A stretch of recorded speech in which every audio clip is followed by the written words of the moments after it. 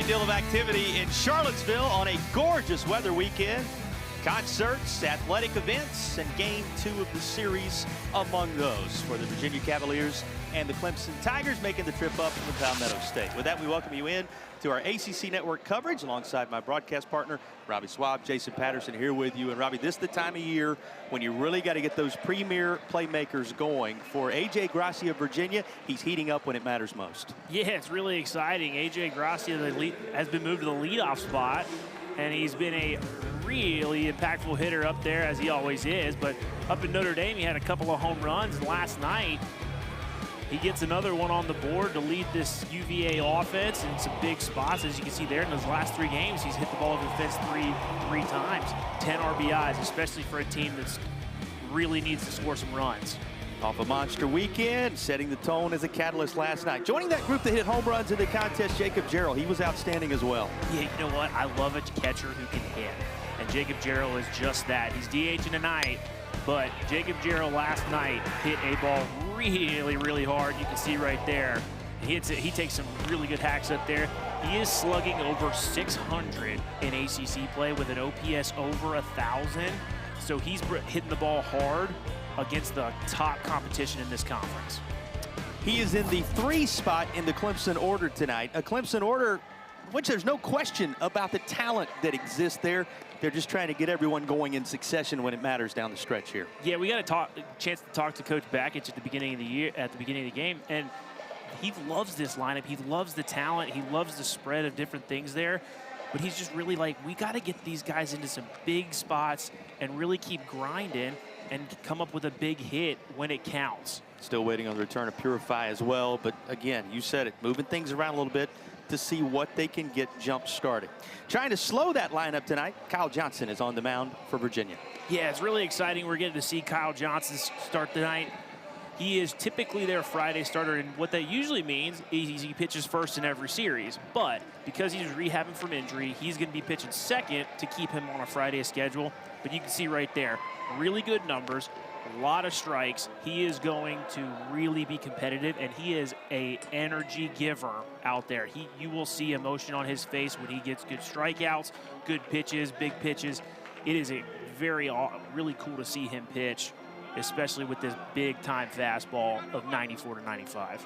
And after a Thursday night game 1 in which Coach Pollard's club pitched up a 6-4 victory to open the series, he stays in that usual, as you said, Friday slot as he gets set to go to work against the Tigers at just a few minutes past the hour of 6 p.m. Mentioned a gorgeous weather weekend.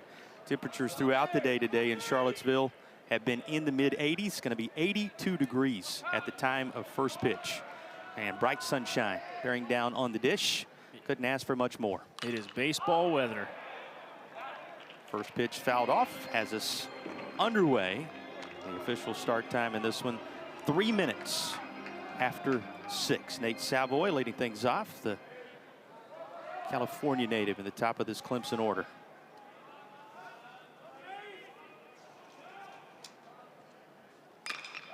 And he will line the second pitch of the ball game from the southpaw into right. Clemson just that quickly with a runner aboard.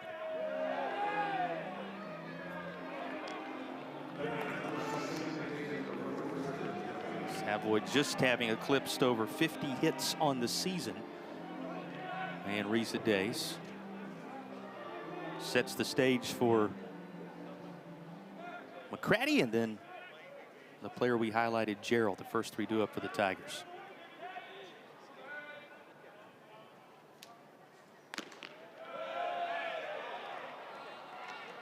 One of the staples of the Virginia pitching staff is they are going to mix pitches a lot over the course of this game, so it stands to reason starting to pitch off with a breaking ball, especially against these lefties.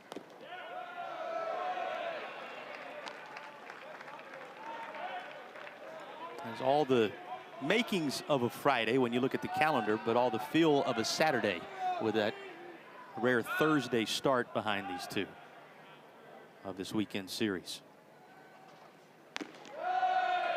Baseball players and coaches, they're creatures of habit. So when you get an opportunity to play a Thursday game that's highlighted like it was last night, it can be a little bit weird to be in a Friday night, but it's game 2.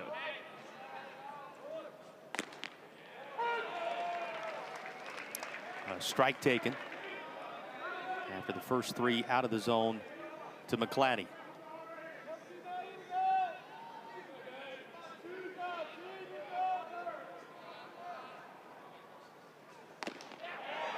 And there's another called strike.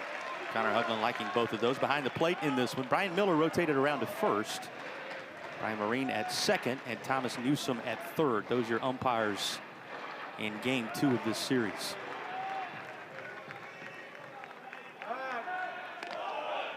Toss to check on Savoy. He swiped 4 of them across the course of the season, if you're just getting a sense of his speed. But on the 3-2 pitch, Virginia aware of his presence. There he goes. And the pitch skied.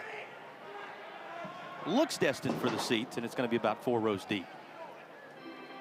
Yeah, you can see down that right field line, there's not a lot of foul territory there for balls to be playable. So you still have to be really diligent as an infielder to go over there and check and get sure, but there's not a lot of room there, especially when you get down there close to the bullpen. But McClatty lives to see another pitch here. Savoy was on the move there, so we'll see if they continue to do that.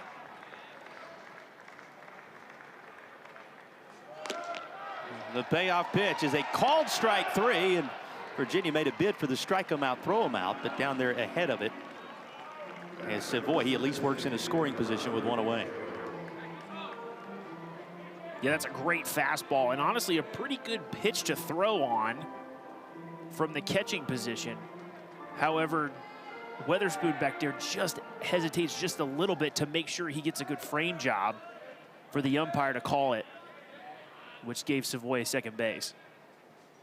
And here's a player we featured in the open, Gerald, the catcher, now occupying the designated hitter's spot in game 2. Yeah, starting Gerald off with the first pitch changeup. Gerald really likes to hit the fastball.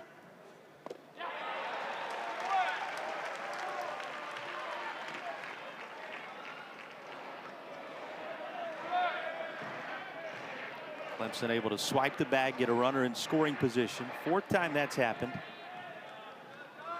in the series.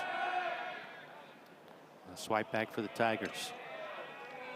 Of course, Clemson looking for anything right now, Robbie, to try to provide the spark. You could sense that in talking with Coach Bakich prior to the game. This team on paper is not a 5-11 squad in the ACC, but they've been right there in so many contests looking for something to turn it.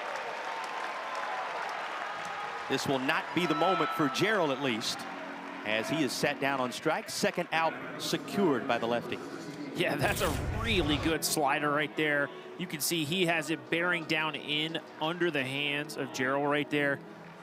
And with Gerald's really big aggressive swing, which you like to see out of your middle of the order hitters, that's just a really well executed 0-2 breaking pitch from Kyle Johnson. Johnson working to Luke Gaffney, who in his first at-bat of the series notched his 4th home run of the season. Yeah, the talent on this Clemson lineup's there. They have a very talented starting rotation and bullpen. They're just trying to put it all together. All 3 facets of the game. You need great pitching, consistent defense, and you need timely hitting. And I think the timely hitting has been one of the things, especially last night, where they had some opportunities and really couldn't get it done. But Gaffney, who did put the Tigers on the board last night, up in an RBI spot here, tries for the gap, but able to slow up and corral it up over his shoulder. As Jackson to bring the inning to a close. Nothing on the board for Clemson. Who's coming up?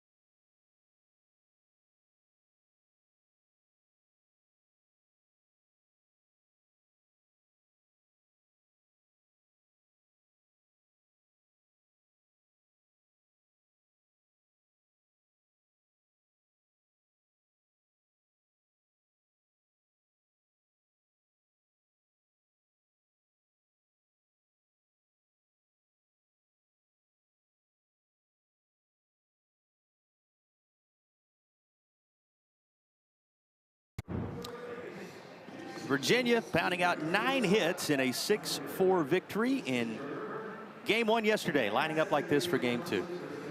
Yeah, we have A.J. Gracia highlighted, but another thing we could highlight is the absence of Eric Becker right there. But Coach Pollard's looking for A.J. Gracia to really jumpstart this order, but Harrison Didowick and Joe Tiroli coming in behind him are the ones that are really going to have to pick up the slack in the 2 and 3 hole. It's a really good, talented lineup featuring a lot of patience and also a lot of power. I think those are the 2 things that if I was going to describe this lineup, it would be very patient, control the zone, but when they hit it, when they swing it, they're hitting it hard. Dealing with Michael Sharman in this one. Sharman, you could make a case, has been the most consistent of the Clemson arms, certainly when you talk about the rotation. Yeah, Sharman is a really good ACC lefty. I really like the way he mixes his pitches, but I love the bulldog mentality, and he is on the attack with everything. He limits walks. He gives up a lot of weak contact. He has one of the lowest whips, which means walks and hits per inning pitched, or per innings pitched. In the ACC, he is one of the lowest. So he gives up the second lowest amount of walks and hits every inning. And he's going to have some left-handed hitters along with some really tough righties to deal with this afternoon.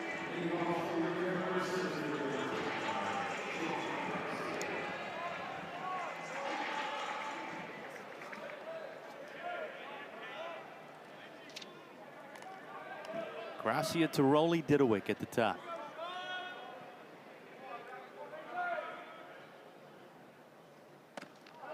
And the first pitch a little tight from the Tigers left-hander. Of course, Sharman, you saw from Georgia, spent his first season in college baseball at the University of Tennessee under now Giants skipper Tony Vitello, who was in San Francisco, making that jump from college baseball to the big leagues.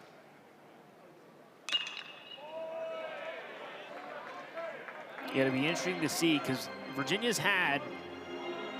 they have 5 lefties in the lineup tonight. With Sharman being the left-handed starter, we'll see if they can have some success and put together some good at-bats. And I bet Gracia's at-bat's going to be really telling for the rest of the team. You can make a case that was true last night. Here, he will be set down as the strikeout victim to start the offensive portion of the game for Virginia. Speaking of the UVA offense, one guy noticeably absent, Eric Becker, who we're being told has an upper body injury and is day-to-day. So you see him in pregame just prior to the start of game 2. Yeah, they're going to have to pick up the production. I know Becker hasn't been hitting great as of late, but to have that level of competitor, your shortstop, your team captain out there on the defense, you're going to have to, now you're going to have a freshman out there at shortstop today with R.J. Holmes, and it's going to be an interesting thing to see how they react and see if they can pick up that kind of production from other spots. Because anytime you're without one of those consistent pieces of the lineup, somebody that you're used to seeing have their name called day in, day out, you talked about that routine earlier of even playing on a Thursday, playing on a Friday. Certainly true with who you're hitting in front of, who you're hitting behind. Oh, as infielders, when you play a full baseball season, sometimes you just get used to even looking over and seeing the same person over and over. And so sometimes even just the mentality shifts when you're looking over and there's a different person there. When you think about Clemson going through this stretch without Purify, we kind of alluded to it in the open. Tigers feel like if they can hang on and be in a position to maybe make a run once he returns, we'll see how Virginia handles the absence of Becker. Put in play left side of the infield, handled for out number 2. Well, you said the power is returning to some degree. Maybe nobody in the lineup you highlight for Virginia more so as an evidence of that than the guy coming to the plate right here. Didowick is starting to see those power numbers return. Yeah, everybody knows Harrison Didowick's story. You know, in 2023, he led the team in home runs. He's really high on the list of all-time Virginia home run hitters. But the past 2 years, the power has not been there. But, man, when he swings the bat with those big, long left-handed arms, he is a really good power hitter. And one of the things I noticed, especially when we were looking at clips of him, is you can just tell his confidence is back just by the way he's swinging it, the way he looks like he's in the box. I mean, you can see right there his last 5 games, he's had 3 home runs, and he's hitting over 500. That just breeds confidence and lets you continue to cut it loose when you're in the box. Those are the numbers that prove the point. But trying to catch the outside corner, and just missing here is Sharman. A ball and 2 strikes. And that's a really good breaking pitch by Sharman, but Harrison Didovic, you can tell he got a good look at it, and that's a really good take. Yeah, dropped it off to the mid-60s there. Now comes back, sees this one lifted in the air to center on a more familiar refrain, and that's the inning. Both pitchers put up a 0 as we're underway in Charlottesville.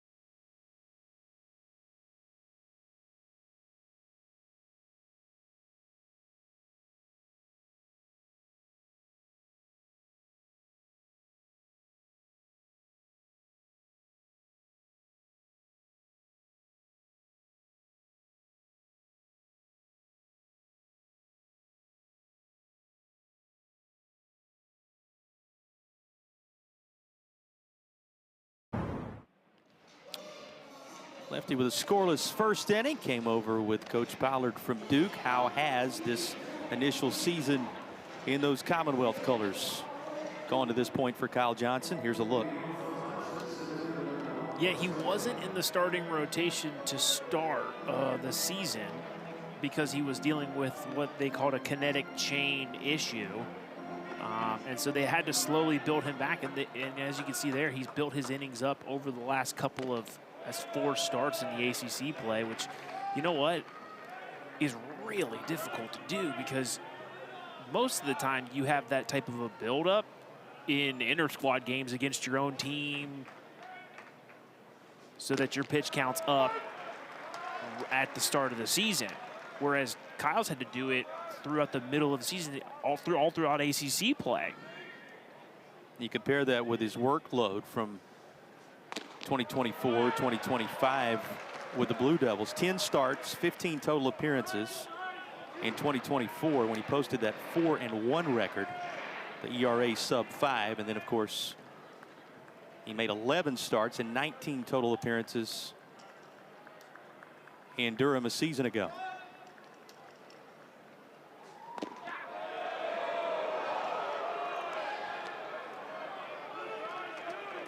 Now you can see Kyle, when he throws that fastball, it's about 93, 94. But one of the trademarks of a really good starting pitcher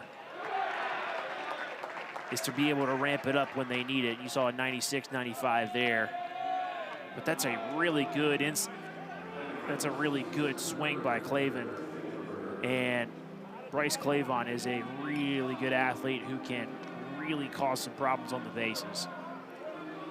And right here, you're looking at Kyle Johnson's pitch usage. You know, that's the term now. We used to say, hey, these are what he throws. But pitch usage and the percentages make it really, really fun to try to guess what he's throwing. And sometimes they even have different names than you'd think. He mixes those up against the Clemson Tigers, a base runner for the 2nd straight frame. And on the move for the 2nd straight frame, but this time cut down, trying to steal second base. Nicely handled by Weatherspoon. Yeah, Weatherspoon does a great job, especially to get a really talented base runner. And on a off-speed pitch to boot. Really good throw right there. Holmes' way to stay in there, give the runner the space, but lay a good solid tag there. Fourth time Clavon's been caught in 9 tries this year. He made sure to keep second base umpire Brian Marine busy there. Had him doing Olay on the liner up the middle to get out of the way, and then he puts him in position to make that call as the first out is recorded here in the second on the base paths. This out to second. 4-3 put out. 2 away.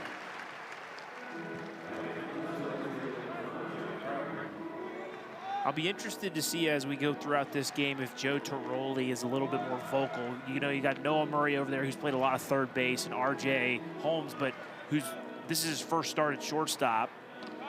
Eric Becker has taken the starts there, and it'll be interesting to see if Tiroli is really helpful and really trying to help RJ get into a good spot, because obviously RJ's a really talented kid, but the experience isn't there yet, so trying to help him throughout that process.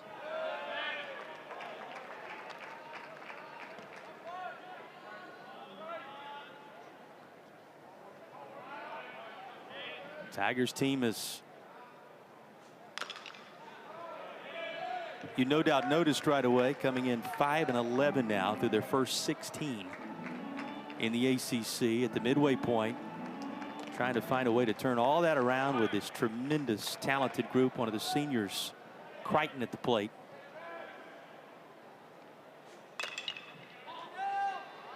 Will bounce one toward third. And that's a nice inning of work for Johnson. Puts up a couple of zeros to start his outing on this Friday in Central Virginia.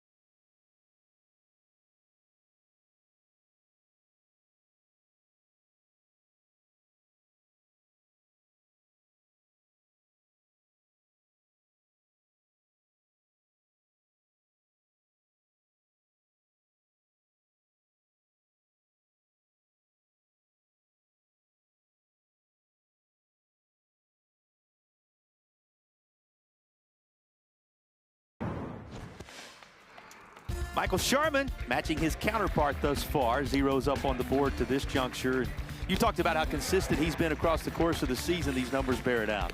Yeah, this is a really good person to bear with their with Canuck going last night, and Sharman is just so competitive, and he just really is on the attack with all of his pitches. He's looking to get early contact with all of his pitches in the zone, and he is coming right after these hitters.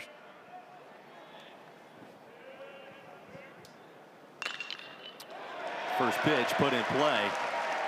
This will roll one right up through the middle, and Virginia has a base runner.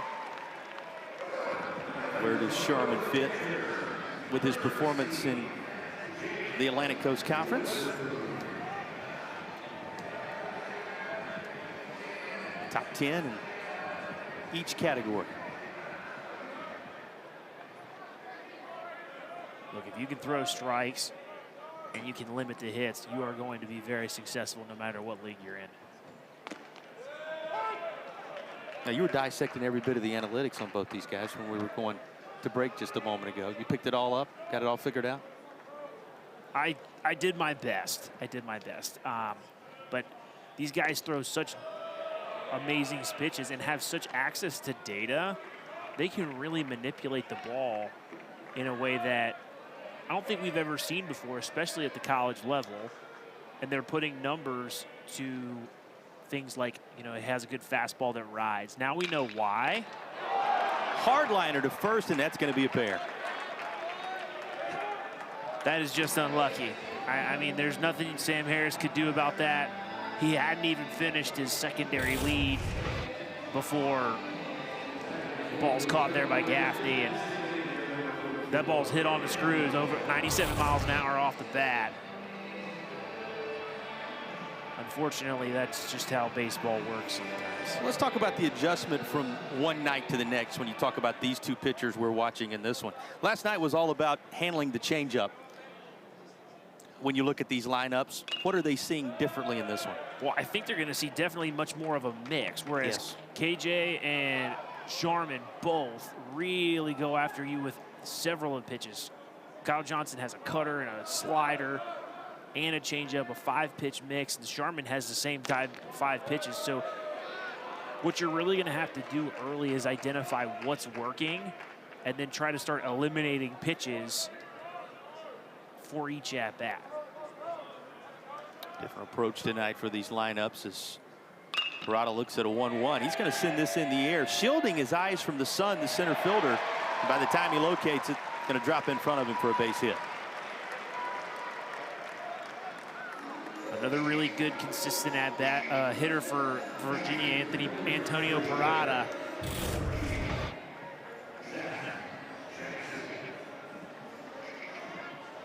That is a really tough. You can see that he's got his sunglasses on. He's got his hat. He's really trying to shade it from the sun, but it's going to be difficult sledding out there in center field for a fewer, probably 45 more minutes. Yeah, for a little while, and a little longer in these 6 o'clock games than what those of you who were watching on the ACC network saw last night with the 7 o'clock start. Of course, a warm weather day. We said it, mid-80s throughout the course of this one in Charlottesville, but everything happening on grounds, just the kind of environment you'd hope for. And this is going to land in left field. So a little 2-out noise from the Who's, headed for third and able to make it in there safely. So 2 will be in scoring position for Virginia. Yeah, Jackson gets the barrel of his bat inside of this baseball, and the entire outfield was shaded over towards for him to pull the baseball. So the left fielder was pretty far over in left center and gave that ball a good hit that turned into a double, and Parada's able to get around the bases to third base, even though he's not as fleet of foot. But now the Who's have a chance to score, especially with the freshman up here, R.J. Holmes.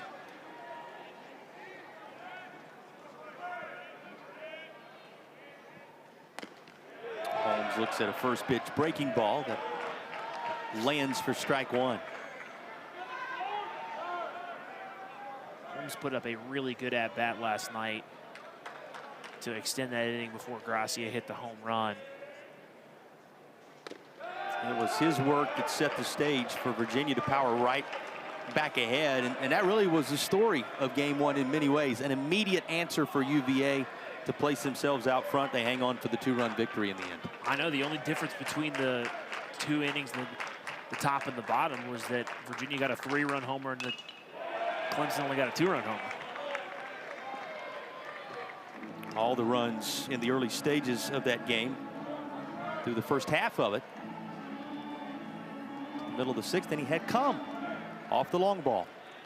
Well, and when you're hitting like Gracia is, and then you see somebody in the 8-9 in front of you putting together really good at-bats, that makes you even more excited to get up there.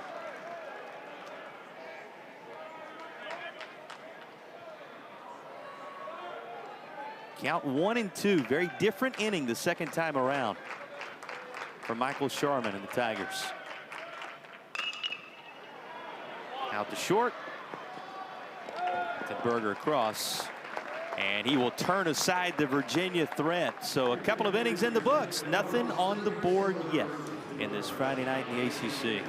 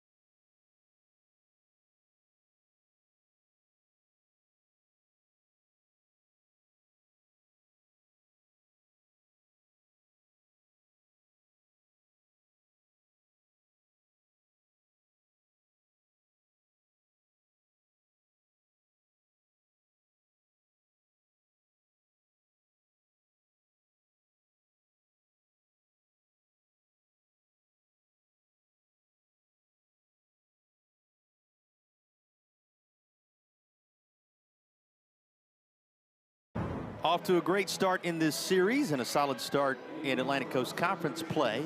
Virginia chasing one of those coveted double byes when you talk tournament time. Here's how the ACC standings line up heading into this Friday evening. You know, we got a chance to talk with both Coach Pollard and Coach Bakich, and they were just so complimentary of everybody's talent throughout the league, and it just goes to show you, because there's some first-round draft picks, high professionally touted players across the board, and you have such a widespread in the standings. It's really cool to see how competitive the ACC is this year. Plenty of work for Clemson to do, but Coach Bakich is encouraged by the fact that so many of these games they've dropped in the ACC, they at one time or another had in their grasp. Oh yeah, he kept on saying we're one pitch away, one play away, ball goes this way, and so his message to his team was just to keep grinding, to keep playing, and keep fighting. Well, tomorrow as we glance around the ACC, you'll want to stay close to the network. Game 2 of the 3-game series between second-ranked Georgia Tech, third-ranked North Carolina. That's the highlight series of the weekend. It begins at noon. Sunday's matinee series finale at 1 Eastern. Both of those going to be available to you on the ACC network and wherever you are. You can stream it on the ESPN app. Boy, what a monster series that is, not just in the ACC, but nationally. Yeah, you're talking about who's positioning themselves in the conversation to get a national seed in playoffs. And again, just like we said, that Georgia Tech offense is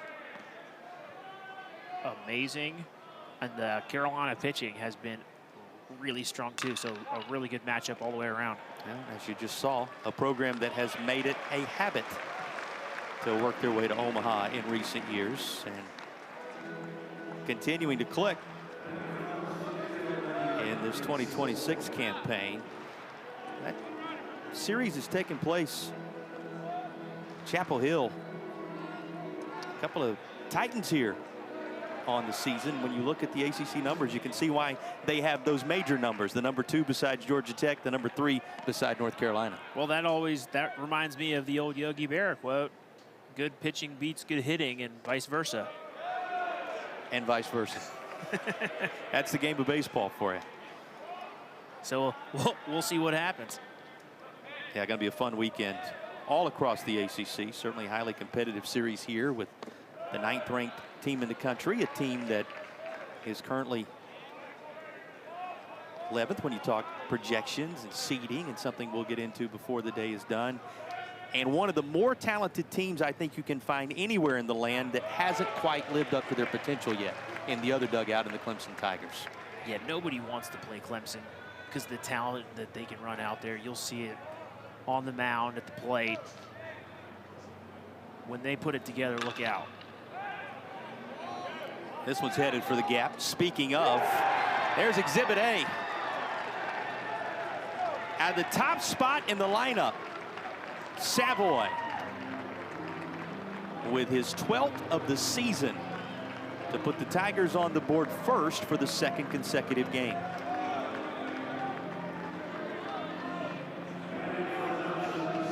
Yeah, Savoy drives this baseball. He gets a fastball a touch in right down the middle, but he gets the barrel inside of it and really drives this ball over 400 feet exactly to one of the deepest parts of the yard. That's some of the loud contact that we've been talking about the Clemson Tigers can produce off of a 96-mile-an-hour fastball. Well, this is a Clemson team that is averaging right at 7 runs per game. They're hitting right around 300 as a unit, slugging it to the tune of 467 coming into the weekend. Have stolen 42 bases. They do the little things well when things are clicking. You hear those numbers, you think you're going to be talking about one of the teams near the top of the ACC. That has not been the case with the ultimate outcomes of a lot of these contests for Clemson of late. Yeah, it's just putting it together, you know, putting the defensive side. They pitch great. They got to score some runs and support the team. But I like the point you made a moment ago. This is not a team, this Clemson team, that you would want to see pop up on your screen in a regional scenario. Absolutely not. And they're in a yard where a team did something pretty special as a 3 seed in terms of history. Ended up going all the way to the World Series and winning it, this Virginia squad. They trail the Tigers here. 1-0 lead for Clemson, picked up in the 3rd.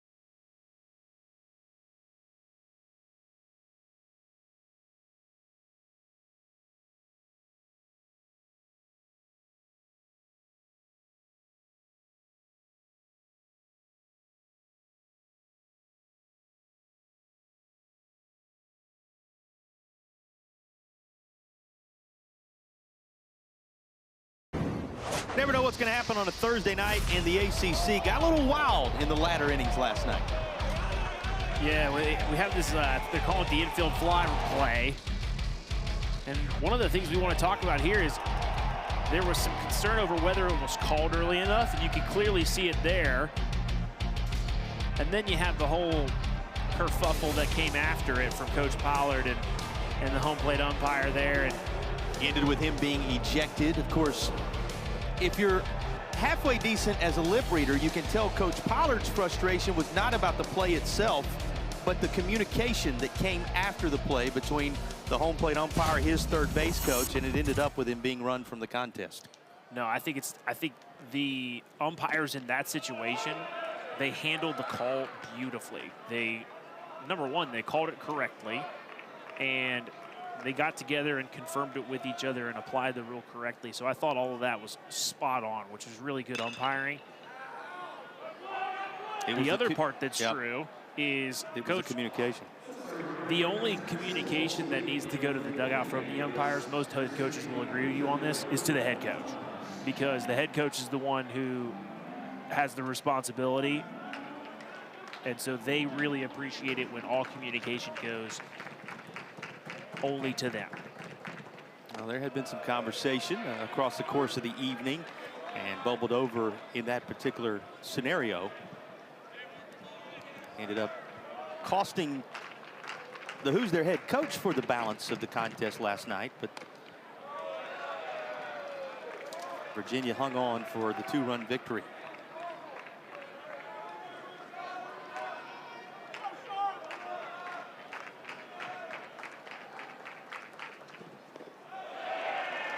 And Noah Murray going to be hit on the foot by this and will work his way down to first base as a base runner for UVA.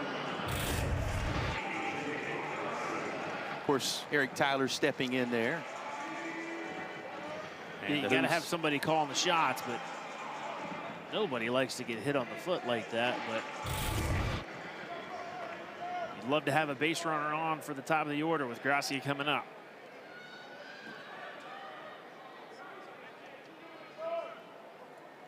Of course, Gracia snatching the headlines long before that scenario we showed you in last night's game. And the sun, the main thing you're battling here as Crichton comes in and makes the play. Tomorrow, have a couple of softball games. Game 2s of 3-game series. 12th ranked Florida State hosting North Carolina. Joanne Graff Field, 3 Eastern, and then at 7, it's 10th ranked Virginia Tech hosting Georgia Tech at Tech Softball Park in Blacksburg. Both of those on the ACC network and available to you on the ESPN app. A lot of different sports to keep an eye on this time of year, and a guy on the mound for the Tigers who knows a little bit about being from an athletic family collegiately and multiple sports happening at the same time. I know you were keeping an eye on track and field as you walked by, worked your way up here today. Guy atop the bump, his dad playing collegiate tennis at High Point. So from an athletic family. Through and through, the left-hander shows his skill here by working this by the hitter. But this has been a busy weekend here in Charlottesville. It's hard to find a parking place today. Yeah, no, we really struggled right to get here. But one of the things that's really cool about this setup here in Charlottesville is you see a lot of the athletic facilities, track and field, lacrosse, soccer. The basketball arena is right across the street. The football center is right across the street. It's a really cool athletic setup here, and you can walk to pretty much all of it if you can find a spot to park. That's the key, and certainly we'll find a spot for you. Come on down, see some of these Virginia Cavaliers athletic teams participate. Some of the highest level competition in the land. Of course, Palmer Park across the way, and you can see it sitting here from the press box area. When they brought that softball facility down into the athletic precinct, it really certainly solidified this area. Talking about those softball games coming up on the network for you in the near future. That, as you said, turned this whole area into just a hub of activity for Who's Athletics. Any day of the week, you come over here, you'll find something going on in one of these fields. And if you're looking for something beyond sport, put on your tie-dye shirt, come on down. Concert happening over at JPJ tonight as well. Pretty much every weekend throughout the summer. 1-0 the score here. Tigers taking the lead with a home run in the top half of this 3rd inning. And who's looking to answer? Didwick takes a swing with that in mind, but won't make contact on that change of pace. He came up empty, but that's a great swing 2-0. He was really trying to drive the baseball there. Got a pitch he could handle, just came through it.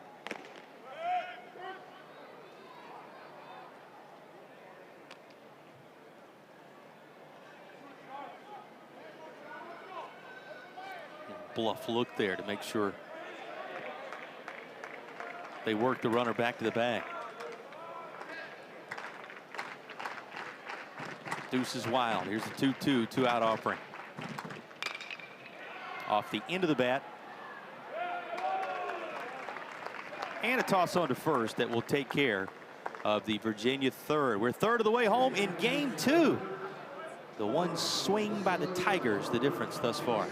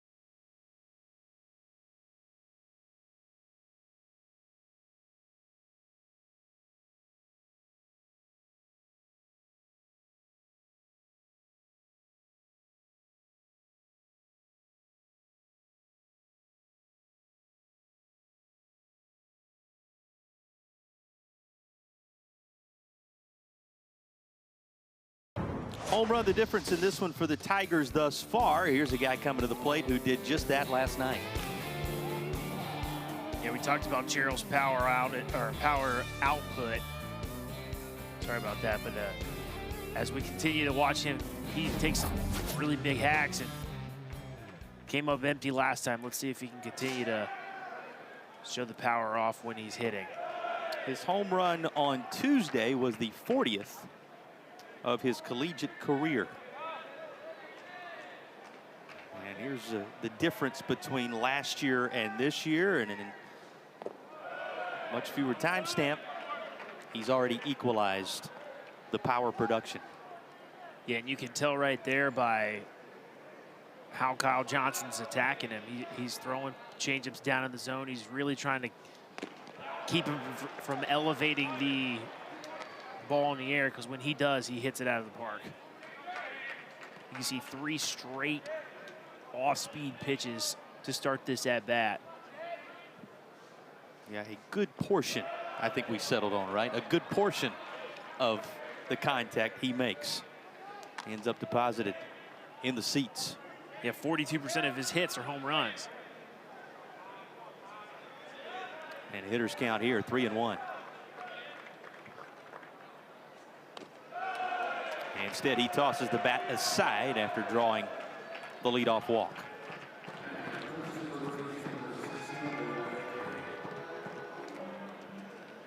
You know, I get being careful when you got a big-time hitter at the plate. However, there's a difference between being careful and not competitive. And I didn't think that was a very competitive start. And now Kyle Johnson's going to have to deal with runners on base for the next foreseeable future. Now, it's become a familiar refrain. Clemson just the one inning in which they scored a run, but there has been traffic,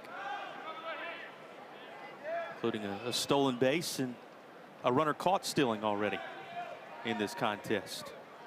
Those are season numbers for the Danville, Kentucky native. Of course, that 4th home run coming in last night's opener.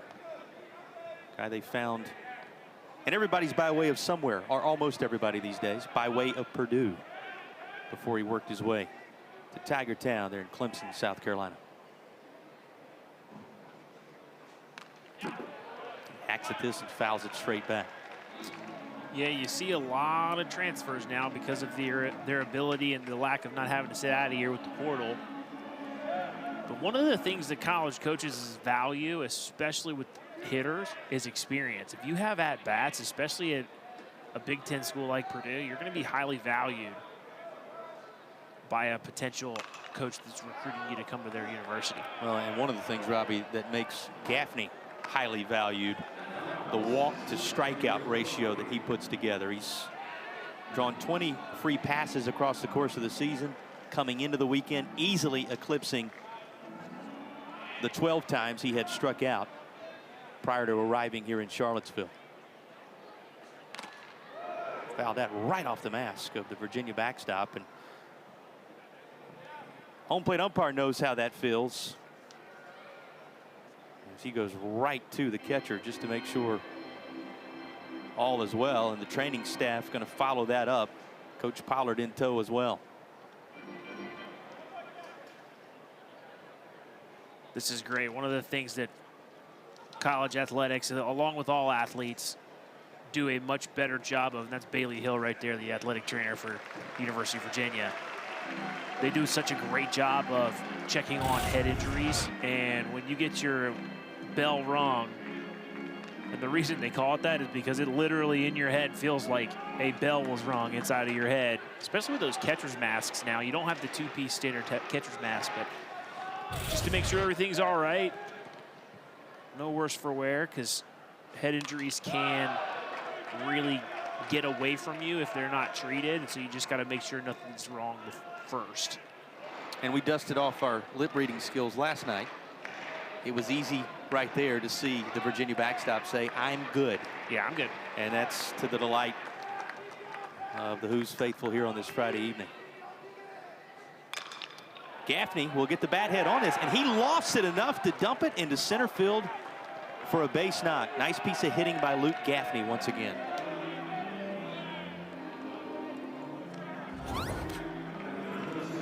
Yeah, he stayed on this baseball. Another off-speed pitch. A changeup right there. And he just stays with it and hits it over, just over Tiroli's glove. Tiroli tried to play a little bit of a fake out to see if he can catch the runner napping, but squaring around. Clavon gonna bunt this foul. Again, nobody out, and the Tigers a couple of base runners out there, so all kind of options for Coach Bakich and Clemson right here. First and second, nobody out is a really good time to bunt, especially if you want to put pressure on the defense. And another thing, Clavon, his speed can also put some pressure on him. Yeah, you're not just straight bunting for a sacrifice with Clavon at the plate. You got other options, and he was able, it appears, to pull back, count 1-1. He definitely left it out there as long as he possibly could. Make it 2 balls and a strike. Bunt clearly on for the Tigers. Well, the first baseman, Sam Harris, is charging hard as soon as he sees Clavon show his bunt or square. Now, that was closer than the Tigers would have liked, but safely back into the bag. Every week, these teams go over bunt defenses, pickoff plays, things like that, and they have pickoffs at both bases for every bunt defense they're going to run. Well, we saw a play last night, a potential double steal scenario in which the pitcher caught it behind his back on a play that did not go through. Now, Virginia didn't have the runner from third coming, so it was of no consequence, but you'll see just about everything to try and disrupt these plays being put on. And this time around, Virginia wins the battle. What was a clear bunting situation for Clavon. We'll see him head back to the dugout with the runners stationary and 1 away. Yeah, Clavon just a little anxious here.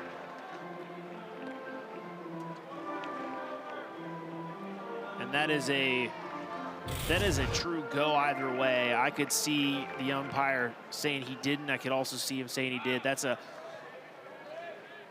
unfortunately for Clavon, he had the opportunity to execute and have a solid at-bat, but let's see if his buddy behind him, Lichtenberger, can pick him up.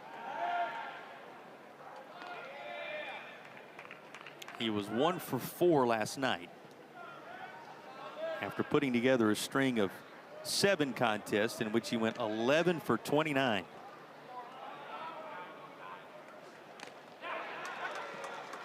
And fouls this off as in an 0-2 hole.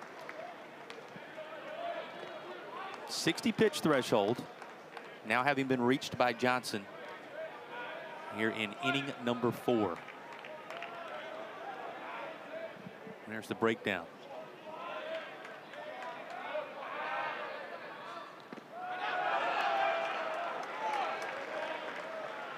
A little bit of a 58-footer there, ends up colliding with the catching equipment, but it's blocked nicely and everybody has to hold. Weatherspoon doing a really nice job keeping that ball within a good distance so he can pop up ready, but both base runners are eager to move up. The 1-2 laid right over the inner third for a called strike 3. Johnson with a really good slow breaking ball. This one's 79 miles an hour. And he was able to freeze Lichtenberger for another strikeout. And with runners on base, when you have the kind of swing and miss stuff that Johnson has, it can get you out of some jams like he's done here. 4th strikeout for Kyle Johnson in the game. And remember, it comes after the inability to lay the bunt down with 2 on and nobody out. And now he's an out of any variety away from turning the Tigers aside with that 1-0 lead, all that Clemson will have secured. Crichton, the guy standing in the way.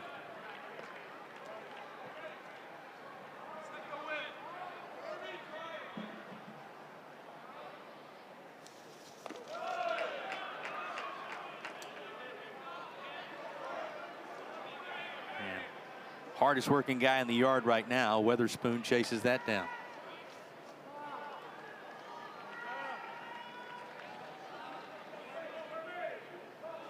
(3-0), and if you're peeking ahead, it's the 8th spot. On deck for the Tigers. And Virginia will see him come to the plate with the bases full.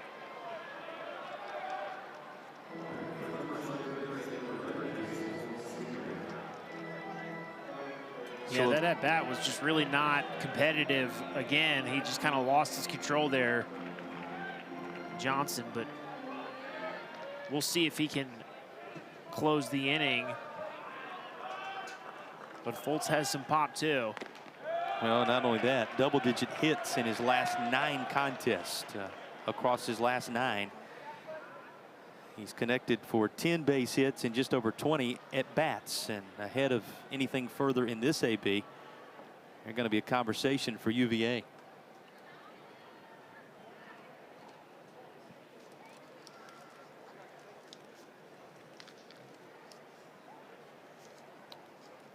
Eric Bakich will use the opportunity also to come over.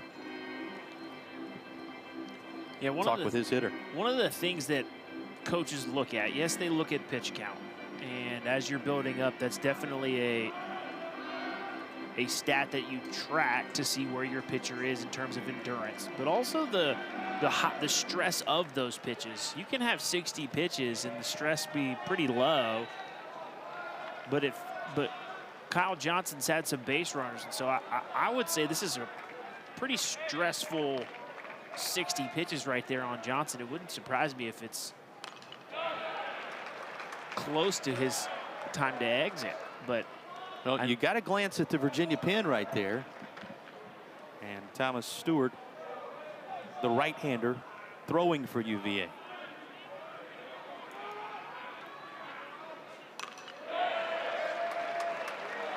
So to your point, they are readying options, but a 1-2 pitch coming. There are 2 outs on the board. The Tigers have loaded up the bases here in the 4th. And Jason Fultz Jr. could not hold up. What a time for his 5th strikeout of the evening, and Kyle Johnson works through the jam.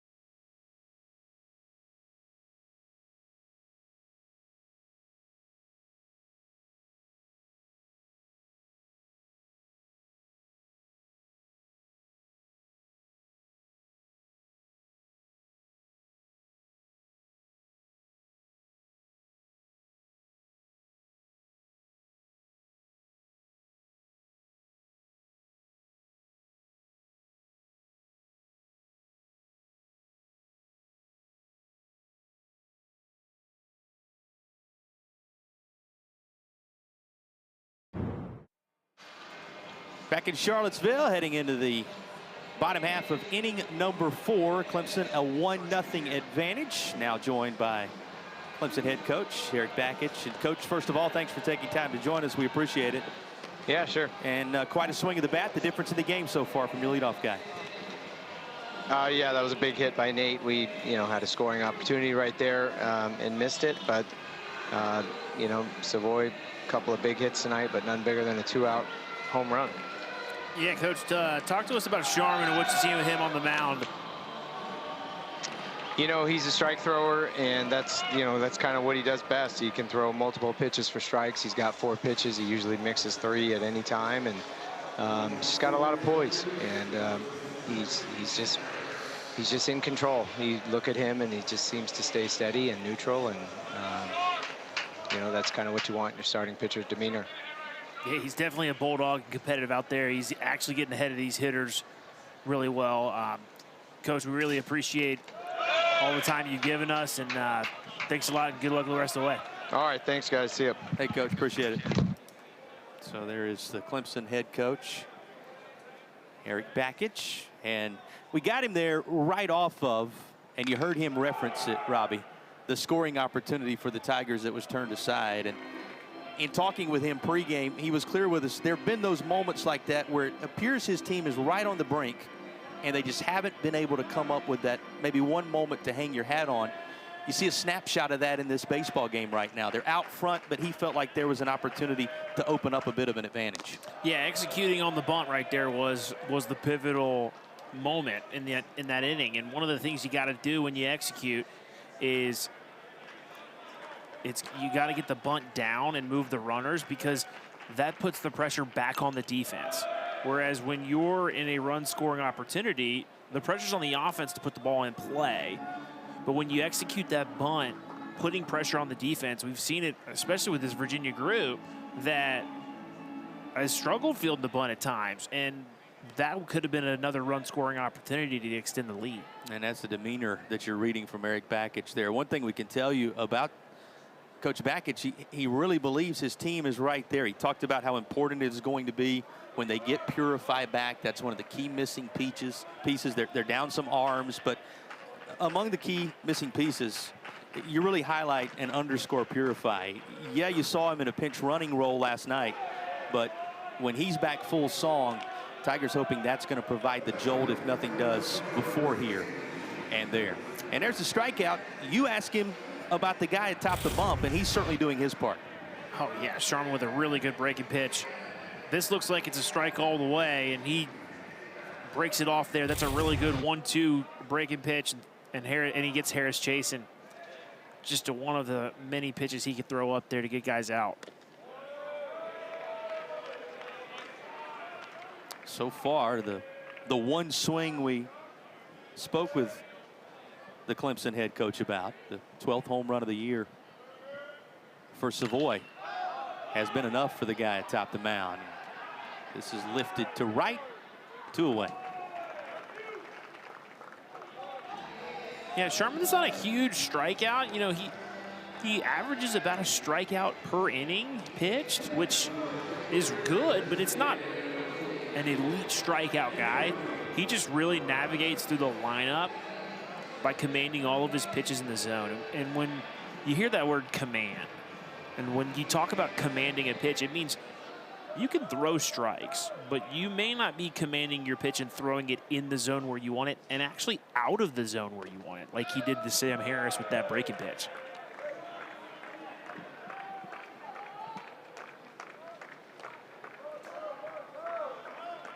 Parada singled in his prior at-bat tonight, one of 3 Virginia hits thus far in the game. Yeah, Parada came up with 2 outs and nobody on, and just like the situation here, and gave UVA one of those run-scoring opportunities. Making 2 for 2. Another 2-out single to extend the inning. And let's see if the bottom of the order can get UVA another opportunity to score. So both the 2-out knocks belonging to the individual now occupying first base. Yeah, Parada's been getting some consistent at-bats over the last few weeks because he's put up a good at-bat. And it's cool to see somebody as talented as Jackson kind of hitting behind him with another runner on.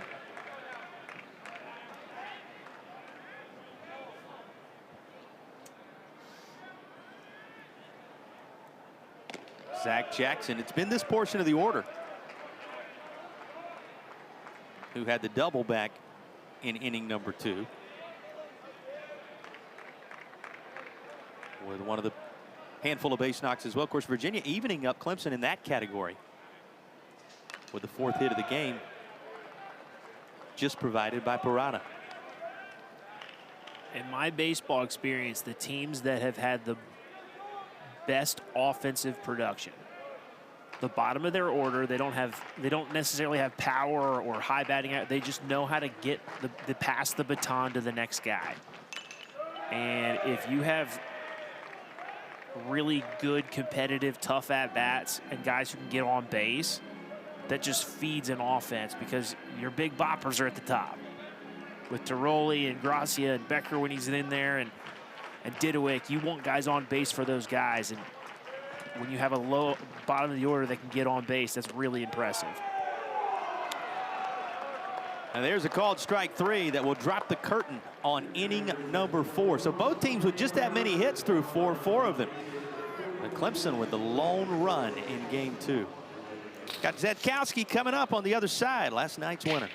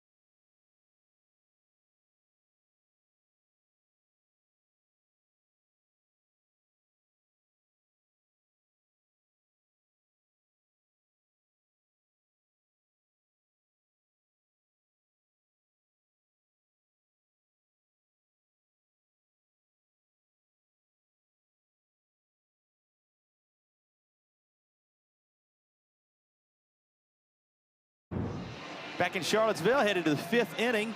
Now joined by last night's winning pitcher, Henry Zetkowski. 7 strong innings in game 1, what resulted in a 6-4 victory for the Hoos. Henry, thanks for joining us. Talk a little bit about last night and what you had working for you in the opener. Yeah, I mean, I guess getting ahead too. It's just super big. When you can get ahead 0-1, 0-2, 1-2, it really just sets up the whole plate. So you can go in, you go out. And that's a big part of my game too. Really going inside the hitters. That's definitely a big emphasis, what I try to do. Yeah, Henry, this is Robbie Swab. Thanks for being with us. Can you tell us a little bit about your journey this year? Because at the beginning of the year, you were the Friday night guy. Then all of a sudden you get Kyle back and you're piggybacking with him and he builds his innings up. And so against Florida State, you only threw 3. So then you have a midweek start, a couple of bullpen appearances, and now you're back to pitching game 1 of the series. Tell us a little bit about that and what that's been like. Yeah, it's definitely been a ride. But, I mean, I'm up for the task. Whatever the coaches need from me, I mean, I'm just happy to get out there, throw the ball. I mean, I've said it before, but I'll say it again. I mean, our staff is a bunch of dudes. I mean, Kyle right now is dealing. And besides, that one mistake pitch, I mean, he's rolling right now. And credit to them, too. They're a pretty good lineup. You saw it a little bit last night. I made a couple of mistake pitches, and they made it pay. Hopefully Diddy can make this catch here. That's all right. Yeah, it's been a good ride.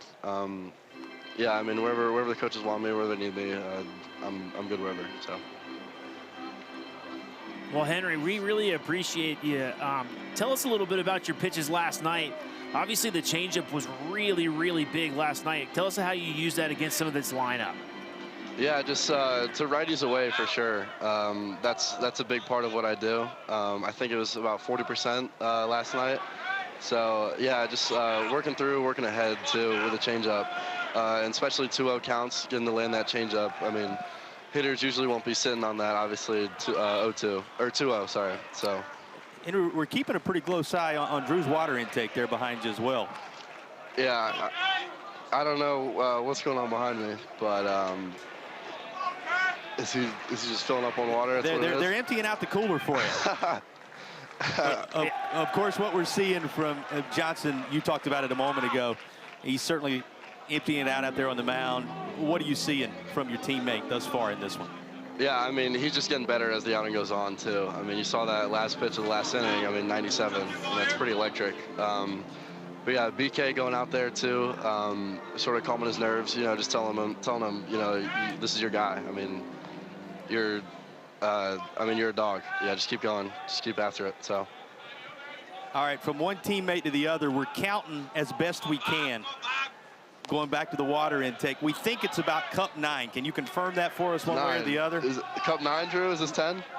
Are we matching your jersey number? He has no clue. I think he's just chugging till his brain gives out. If we continue this thing, he may match his jersey number. Maybe, yeah, 27. Virginia really prides themselves on their hydration numbers. Oh, for sure. And we always play the water game here too. It's where you take 1 cup of water as the inning goes on. So it'd be 1 cup the first inning, 2 cups second inning. I tried that a couple weeks ago. It did not end well. So. Well, what's the trainer say about that? Oh, I mean, Bailey over here, I mean, she loves it when we try to do that. She loves getting us when we're hydrated. But yeah, she tells us obviously not to overdo it. I mean, I was pretty close to puking last time, but thankfully held it down, but couldn't complete the challenge. We got a lot of questions. We actually got to talk to Parada a couple of games ago, and he just talked about the clubhouse and your culture there, and how you guys are just all really good friends and boys. And can you tell us a little bit about that and your team? Oh yeah, I mean, it's been awesome. It's a great combination of the dudes who stayed, just being great guys, just showing us around. A bunch of the transfers too. It's a good combination of guys that have just like seen the school for the first time. So it's really good being able to bond with these dudes. Well, aside from the highly entertaining antics, what's the best part of being a part of this 2026 edition of the Who's thus far? Oh, I mean, you said besides the bond? Yeah, but besides all the antics we're watching right now, and as entertaining as they are, what's been the best part of this season for you thus far? Oh, I mean, just, I guess, everyone doing their role. I mean, sticking to their role. I mean, some guys obviously aren't in the role that they maybe want to be, but everyone's just so selfless here. Maybe turn this. Now he's watching it. Yeah. And they won't be able to get the back end done, but they do get the maybe interference here. Second base. Yep, you're right. There we go. No, but yeah, what I was saying about everyone just playing their role. We got a bunch of selfless guys here. So it's been awesome to get to know a bunch of these new guys. Well, we appreciate you stepping into this role tonight. It's a pleasure visiting with you. We wish you the best the rest of the way. Yeah, of course. Thanks so much, guys. That is last night's winning pitcher. And gave you a window last night. You know, he's been so solid, such a difference maker for Virginia. Gave you a window last night into all the reasons why. And now he'll go over, make sure he gets the proper number on that cup count. While all that's happening, we've got a conversation taking place on the first base line. Coach Bakich out after the call at first, and now our umpiring crew are going to get together and discuss. So the call on the field was that the runner going from first to second base interfered with Joe Tiroli turning the double play. Right. And that was called on the field by our illustrious field reporter, Henry Zatkowski. And that would mean that the guy at second base, or the guy at first base, the runner, would be out regardless. But Joe Tiroli did a really good job. That was a tough feed from R.J. Holmes to Tiroli at second base. And Tiroli did a really good job of staying put on second base until he was able to make the throw. The throw was not in time. So I don't think they're looking at that. I think they're looking at this to see if the interference that was called on the field was indeed interference. So the first time in game 2, a video review has been put into effect, and here's another look at just what they'll be seeing. Yeah, it is a video review. Yeah, you see the tough hop. Tiroli does a really good job of hanging on.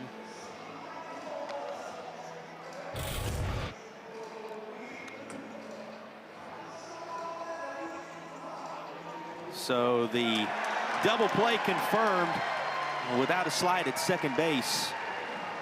And they will call the runner at first out as well on the interference.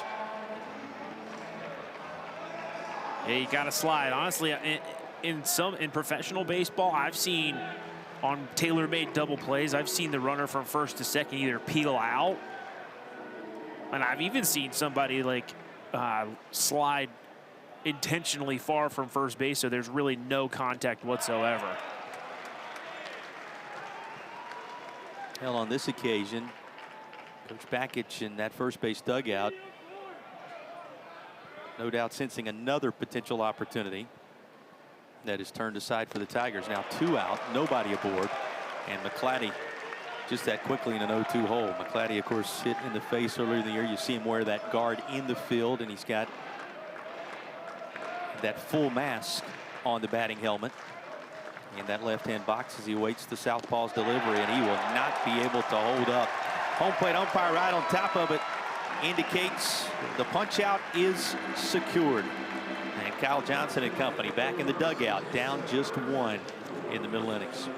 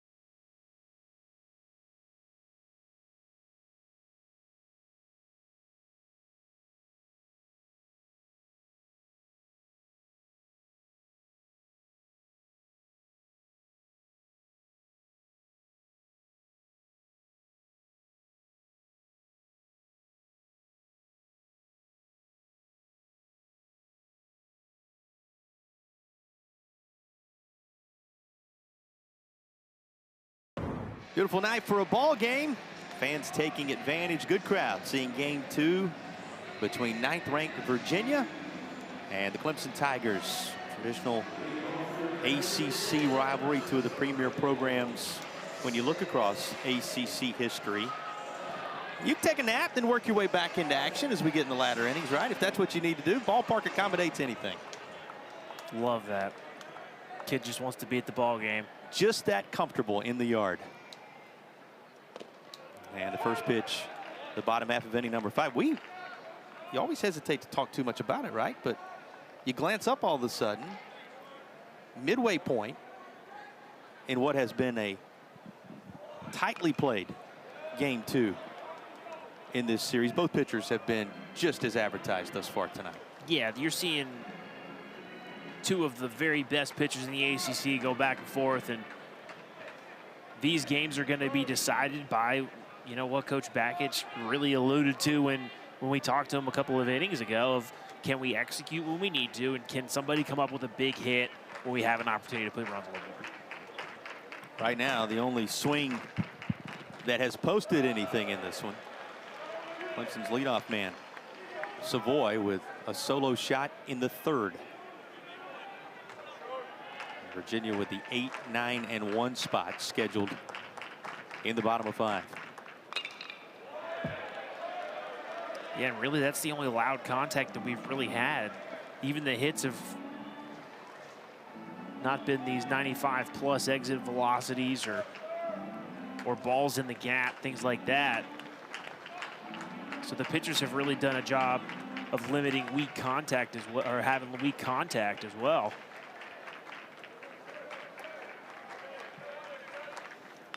One, 2. Well, you wanted contact. There it is. Holmes down the left field line, and that's going to rattle around in the corner. He will stand up at second base with a leadoff double.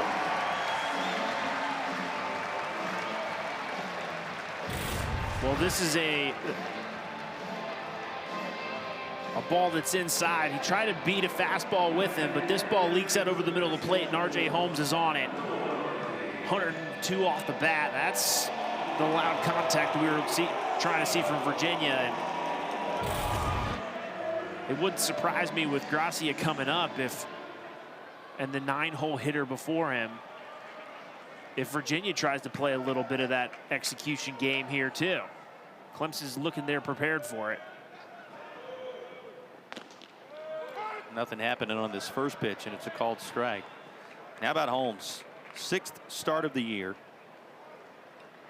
second double and right around the quarter-century mark in plate appearances to set the stage here for Noah Murray. Well, I'll tell you this. The UVA, the Charlottesville faithful here have really gotten used to seeing Becker in the lineup at shortstop. He's been a starter ever since he was a first-year player. And to see in the middle of a weekend, to see R.J. Holmes out there is probably a little shocking. So it's a good thing to see him have some success and to make an impact, even if he's not going to be at shortstop forever. Of course, Becker, who Robbie just referenced, not in the lineup tonight. An upper body injury, as it is being officially termed, will place him in a day-to-day scenario for his return.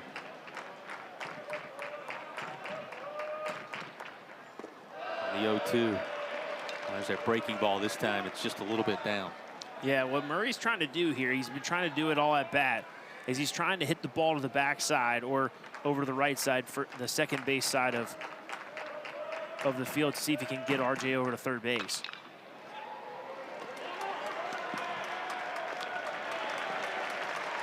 Six-3 taken care of, and that will bring the leadoff man, Gracia, to the plate. And here yesterday was his team leading 12th home run of the season. And Gracia got a breaking ball out over the plate. He was able to deposit it in the left field. He's just got a really good, smooth swing, and they want no part of it. They're going to go ahead and put him on first base and set up the double play for Tiroli. And look, I don't strategically, especially considering the way that these two pitchers are pitching, I think this is the play this is a really smart play from the Clemson dugout. Clemson's seen enough of that. What we just showed you just a moment ago, regardless of what uniform he's wearing, Clemson has seen enough of that. He's been certainly a nemesis for those wearing the Tigers colors across the course of his college baseball impact. So they are on the corners with one away for the Virginia 2-hole.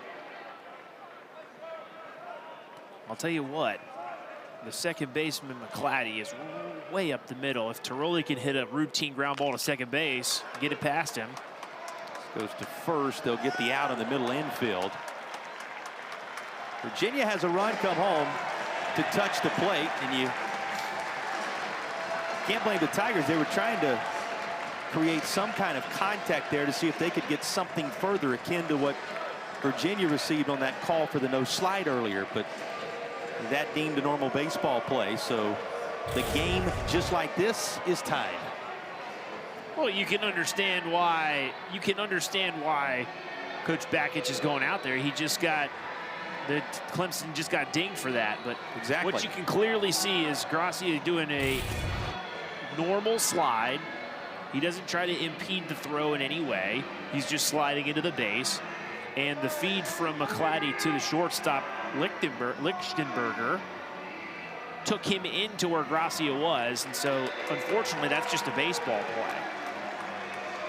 But you can understand why Coach Bakich would go out there and want some clarification on it. Well, you're talking about a run.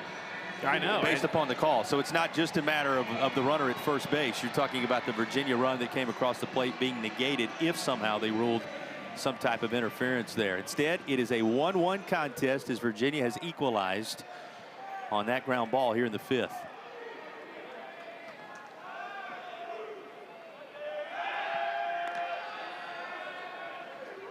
And now Didowick at the plate.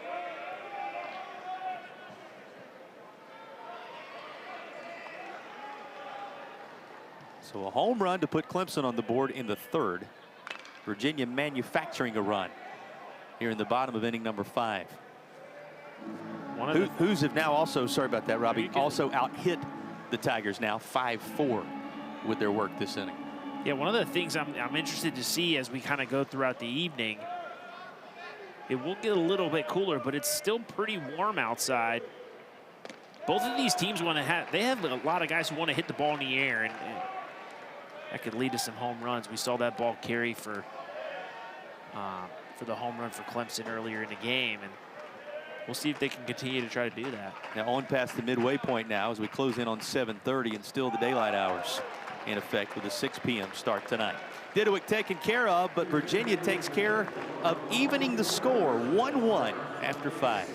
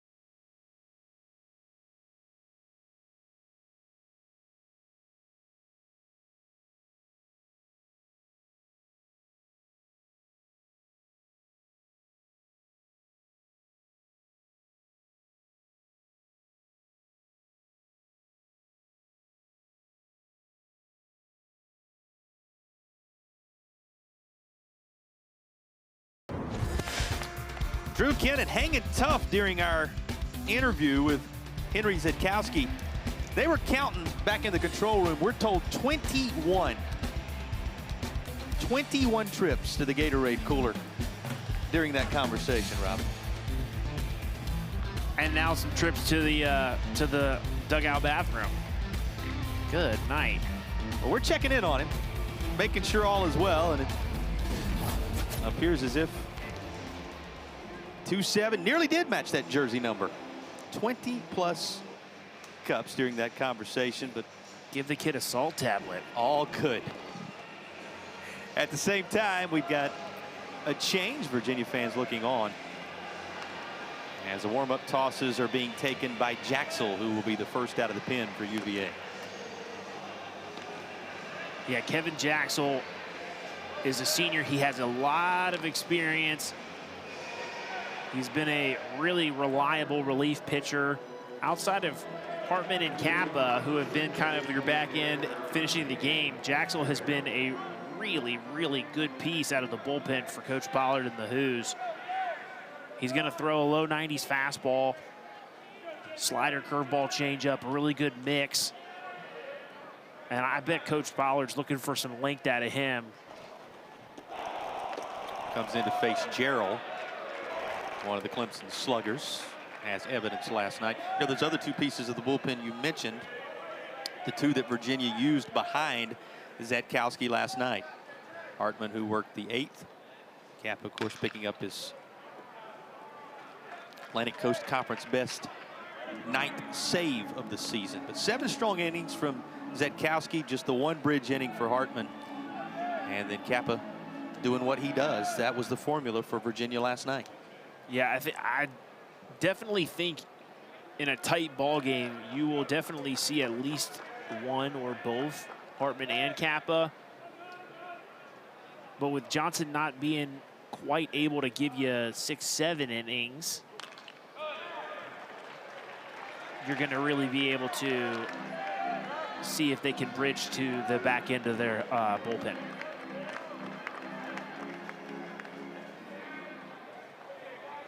A 1-2 count on the leadoff man, Gerald, here in the 6th. Clemson seeing its lead disappear in the bottom of the last half inning.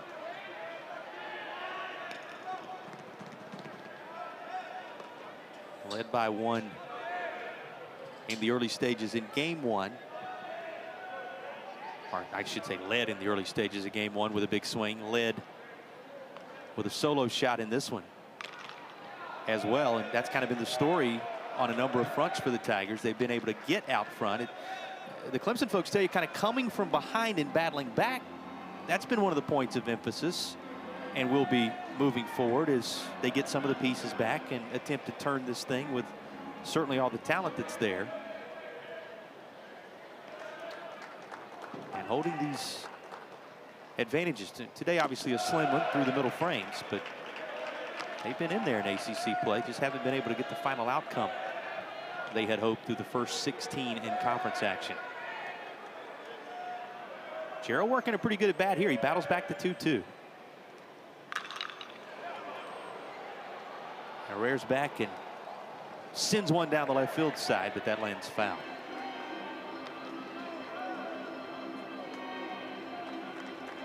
Yeah, Jackson's with 2 strikes.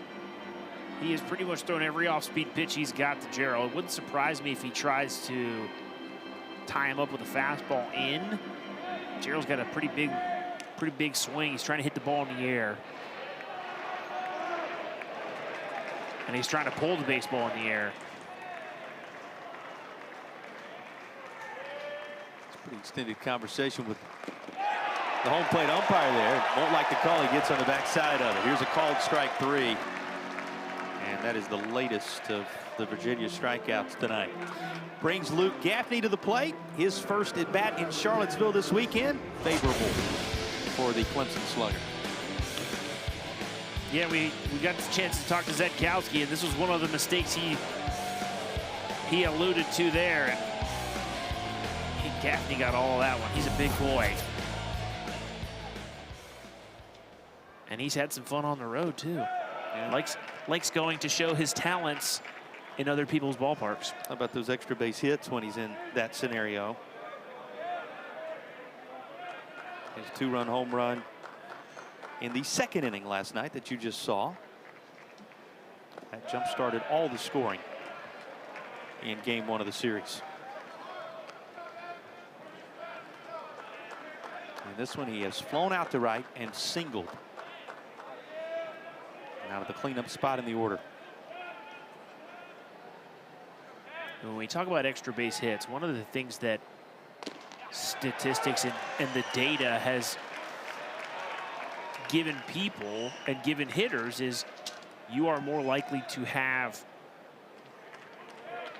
an extra base hit when you hit the ball in the air to the pull side. And you could definitely see Clemson, especially early in the count, they're trying to hit the ball in the air and trying to pull the baseball.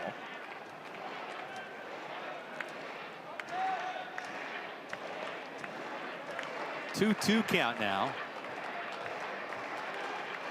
on the Tigers' first baseman.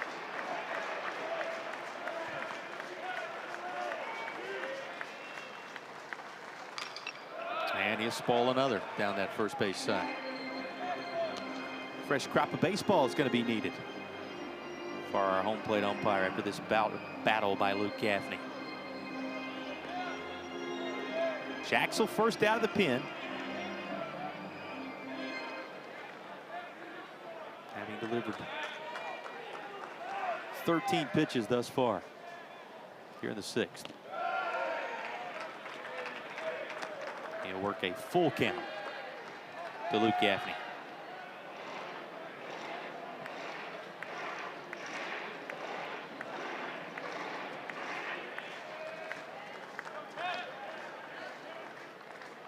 And here's his payoff pitch.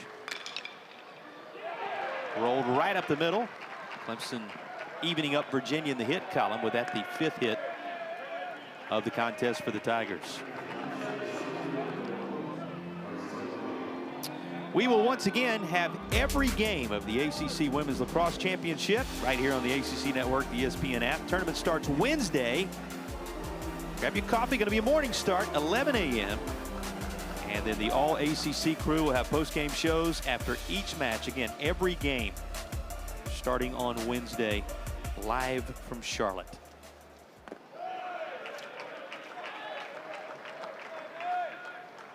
Clavon, you'll remember he tried to get the bunt down, ended up striking out in the 4th.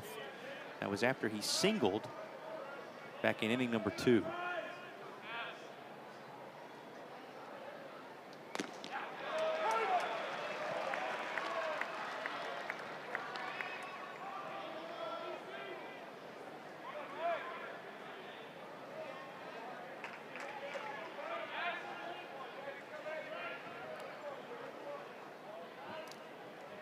Gaffney working his way off first. And Clavon puts a charge into this. On the edge of the warning track. Gracia able to corral it.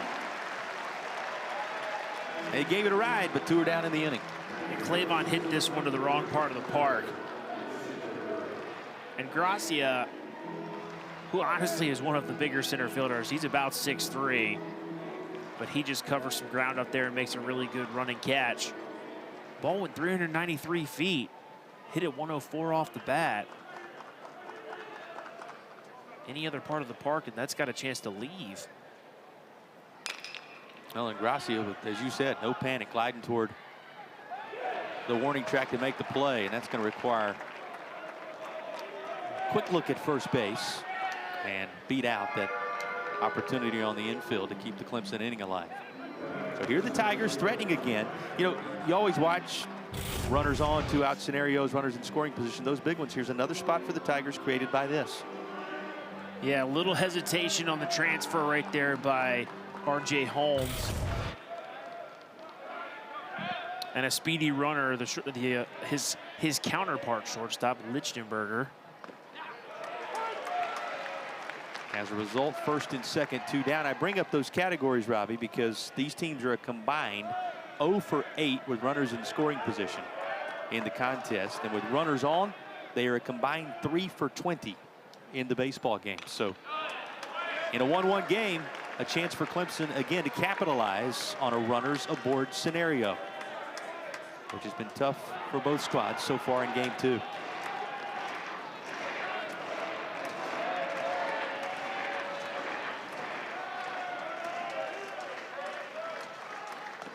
Credit the 2 starting pitchers, and right here you credit the Virginia bullpen. Jackson's going to get the strikeout, leaves a couple of Tigers stranded.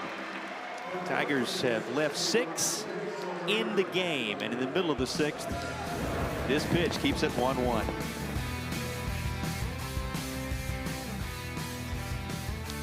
And there's a strikeout to end it.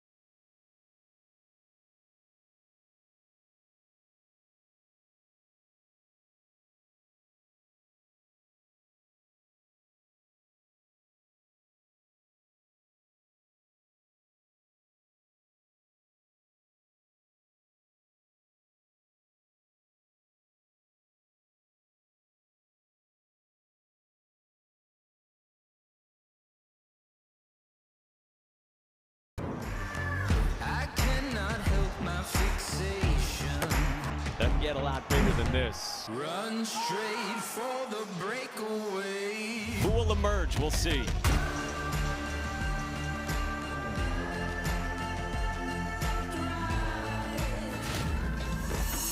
There's always national implications when ACC gathers everybody up in the latter stages of the month of May to settle the annual baseball championship. Of course, some of the conference matchups going on this weekend, a reminder of just how important that has the potential to be here in 2026.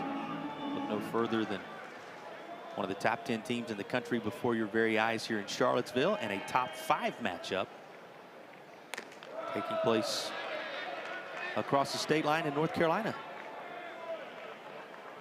this weekend. The Atlantic Coast Conference proving as usual. Incredibly strong. And its tournament will be consequential. Going to be Harris, followed by Weatherspoon, and then Parada, 4, 5, and 6. Due up for Virginia in a 1-1 game, bottom half of the 6th inning. Now short.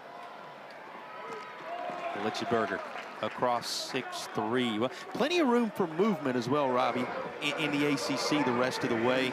Obviously, those teams that we talked about earlier that are battling for that double bye, Georgia Tech, North Carolina, Boston College, Florida State, Virginia breaking into that. But you get beyond that, it gets real interesting. Yeah, there's a lot of room to really solidify yourself when you talk about from Miami all the way down through.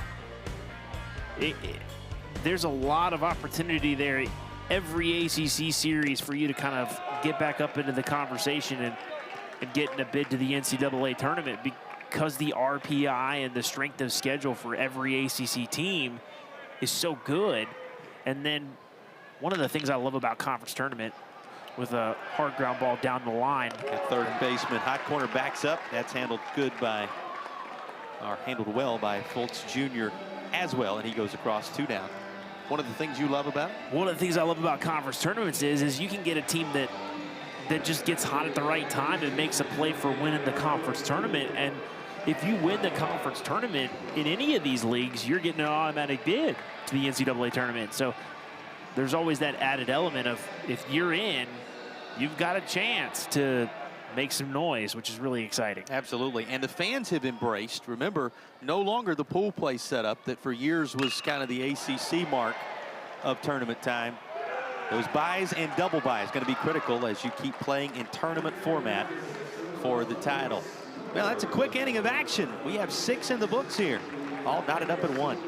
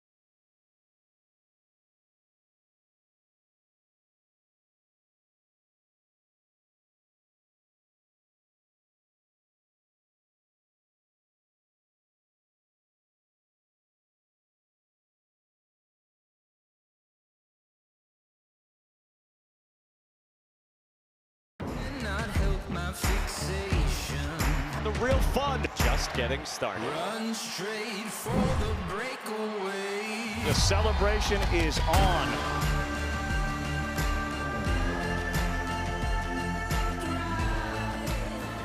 That ACC tournament we were discussing an inning ago, always an appetizer for Omaha, where the league has been represented certainly well, and nobody more so than the most recent team to win a national championship out of the ACC, UVA. You look at their resume in the first year under Coach Pollard this season, certainly solidly in that conversation for a 1 seed.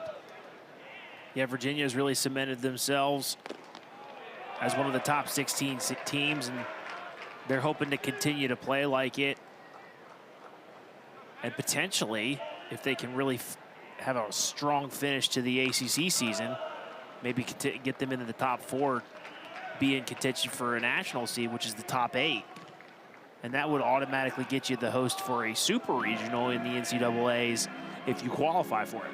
And you saw his team's resume, 9th in the country, 11th in the latest projections in terms of seeds. And as you said, top 16 obviously seeded across college baseball. And if you can work your way into one of those top 8 spots, you don't have to leave home before traveling to Omaha. Here's the 1-1, or excuse me, in the 1-1 game, the 1-2 pitch, and this is into center field. That's a base knock. So a leadoff runner for the Tigers again. Now Clemson, they've been on the doorstep of advancing forward in the NCAA tournament from home, from Doug Kingsmore Stadium the last handful of years, but right now projected as one of the first teams out of the tournament because of some of the tough sledding they've experienced in the ACC.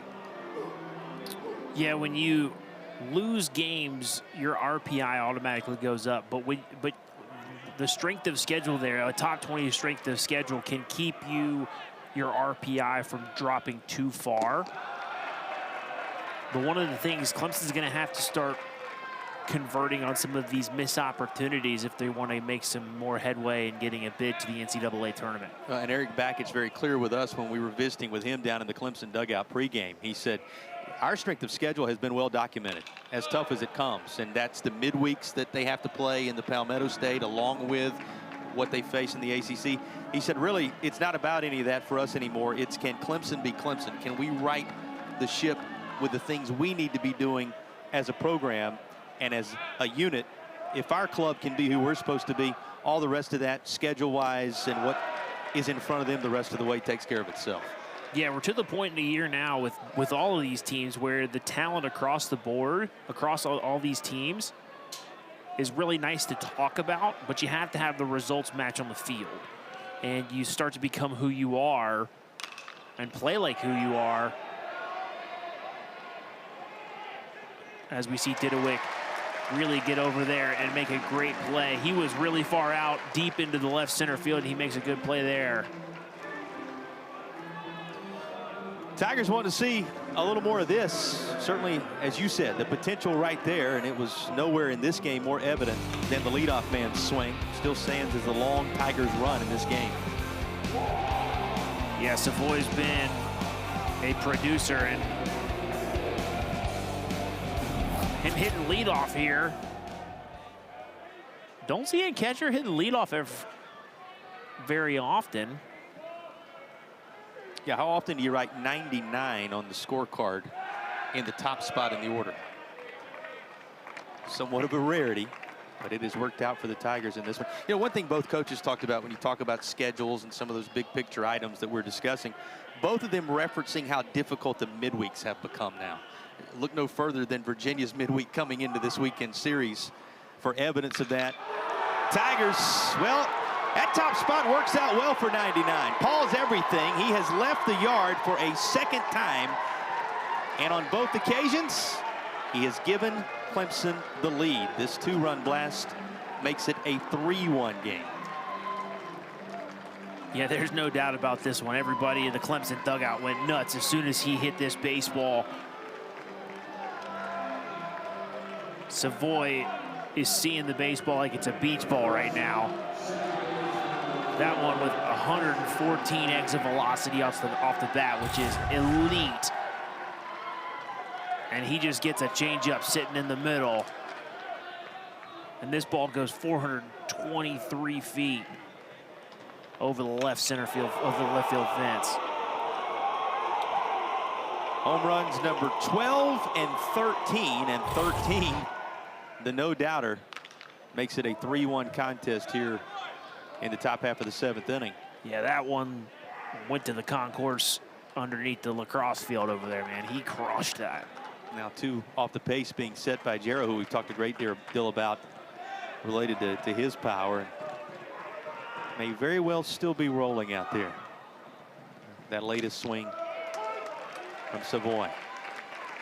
No, you talk about the Tigers, and again, both coaches brought it up, the midweek. They're dealing with teams like Coastal Carolina, an Omaha team from a year ago, in some of those midweek scenarios, a team that's in the mix for another of those national seeds again this year. We glance back at Virginia's midweek this week coming into the Clemson series. They turned the page quickly, won the opener last night, but there is no game on the schedule any longer with the transfer portal and the changing nature of college athletics that you're not going to get the other team's absolute best in these midweeks. They prove it. Well, weekend action highlighting everything right now, and you want to keep a very close eye on this series happening in Chapel Hill. Second-ranked Georgia Tech, third-ranked North Carolina, Saturday at noon, Sunday at 1. Both of them on the network, and wherever you find yourself, pull it up on that ESPN app, because you don't want to miss the series in many ways of the year in the ACC right now. What's your take on that Georgia Tech North Carolina showdown? Two of the best, the best pitching staff in the league versus the best offense in the league, and honestly one of the best offenses in the country. I was listening to some crazy numbers, how many guys on the Georgia Tech line have a slugging percentage or an OPS over 900. It's crazy to think that they have like one guy whose OPS is below 900. Just an amazing, a lot of talent. No wonder they're ranked all over the place in MLB draft prospects. Just a very entertaining series to see, and two potential national championship contenders based on their ranking and based on the talent they've got.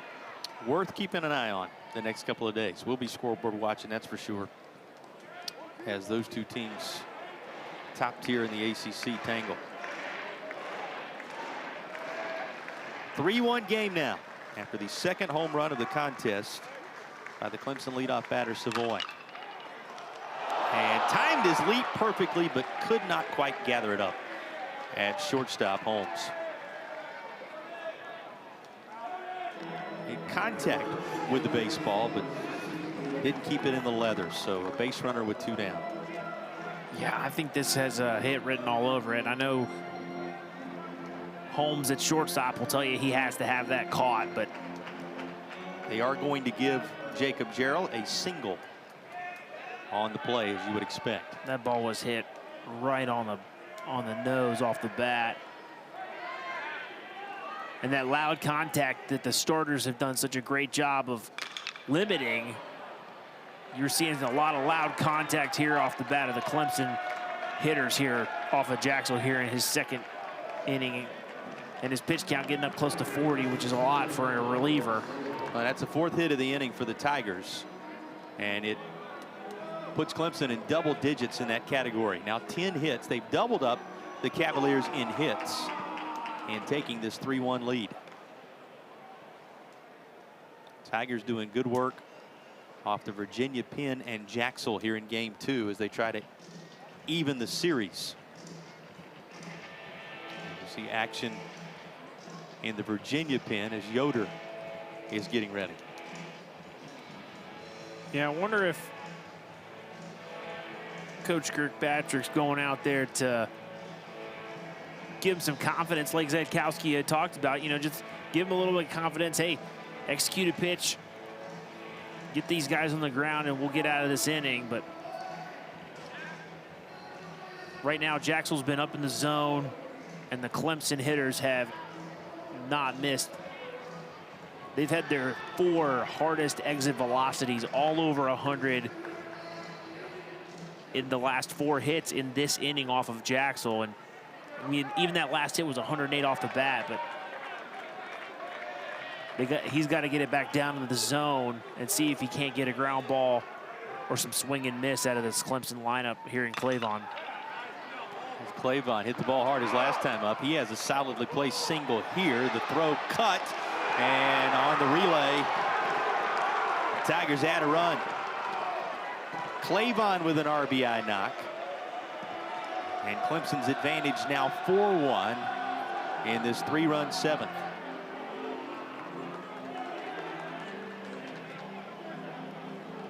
Here, Clavon goes up there and gets inside this baseball and hits a hard line drive. Good job by Jackson corralling that. He kind of may have overrun it a little bit, but Harris right there on the relay bobbles the transfer just a hair and makes an inaccurate throw. I'm not sure if that throw was on line or not, but they may have had a chance there. Lichtenberger into left. A single, and after a fly out, a home run. And after the second out, 3 consecutive singles. A run added there, and it is 4-1. Here's the second home run for Savoy in the contest. And the Clemson leadoff man is providing the power in game 2.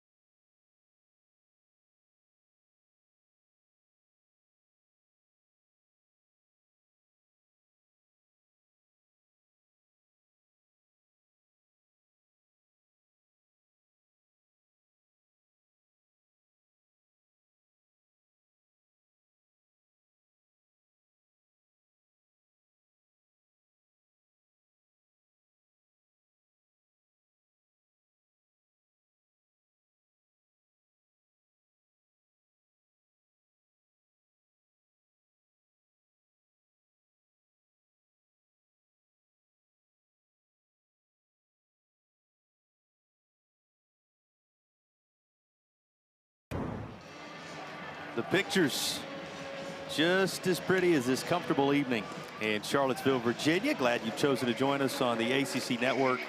Tigers using a 3-run top half of this 7th inning to forge ahead, Robbie. Yeah, Nate Savoy with the 2 big home runs. But one of the things that we were just talking about is Sharman and his 75 pitch count. He has been efficient and piled up some outs there for the Clemson Tigers on a mound. Well, you came into tonight talking about how he had been the consistent arm for Clemson along the way. Obviously, a number of very talented individuals in that arsenal for Clemson. They've got some horses in the stable, but when you look across the numbers and across the season, it has been this left-hander providing the stability. And on a night when Clemson, you know, you're beginning to run out of weekends if you're the Tigers, Robbie, so they had to have it on a night like this, and there's still work to be done, but he's given them the opportunity to forge out front here in the latter frames. And still finding the zone as he runs it to 2-2 on Jackson, Virginia's leadoff man in the 7th. Yeah, he's only got 4 strikeouts, Sharman does, but he's got 8 groundouts, and so he's really kept the contact on the ground, which has obviously led him to only giving up 1 run, and he's pitching into the 7th inning. And facing the bottom of the order here in the 7th. Yeah, he's got 7, 8, 9 coming up, but, you know, we've talked about when UVA puts up these crooked numbers, it's usually the bottom of the order that's clogging up the bases for the top of the order. Well, the guy at the plate has 1 of 2 extra base hits for Virginia in the game. Won't add to that total here, though, as the strikeout is secured by Sharman. Yeah, Jackson's just late on this fastball.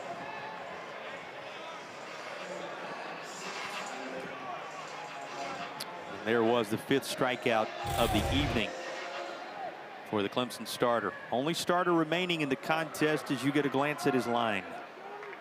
Certainly has provided that senior leadership tonight. He missed it when we talked about it early.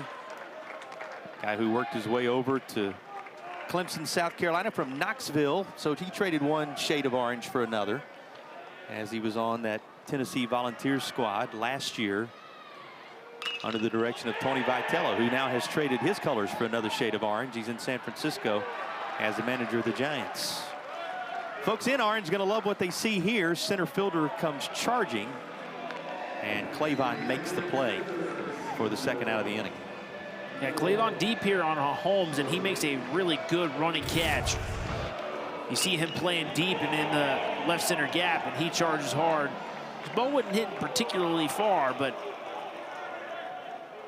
the Clemson defense really showing out here with a lot of the weak contact.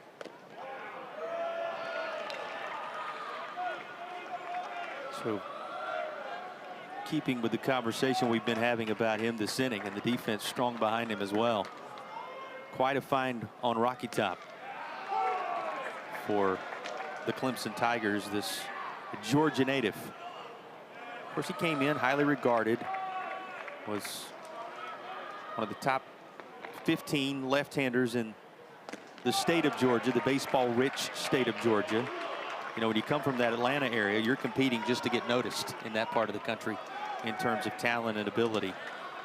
And whether it be in Knoxville or now in Tigertown, it's been as advertised. He has tonight.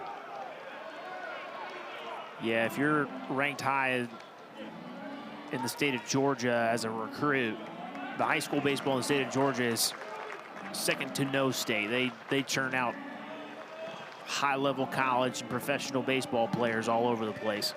All state, all region at Etowah. Again, top 150 across the country, but top 15 in the Peach State among left-handers.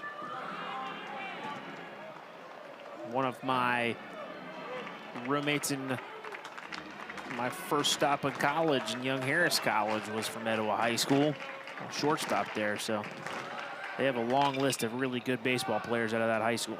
We won't quiz you on mascots and history and all that type stuff. It's going to be handled on the left side, and that will take care of the inning. To that point, Sharman with another strong frame of work to keep Clemson out front.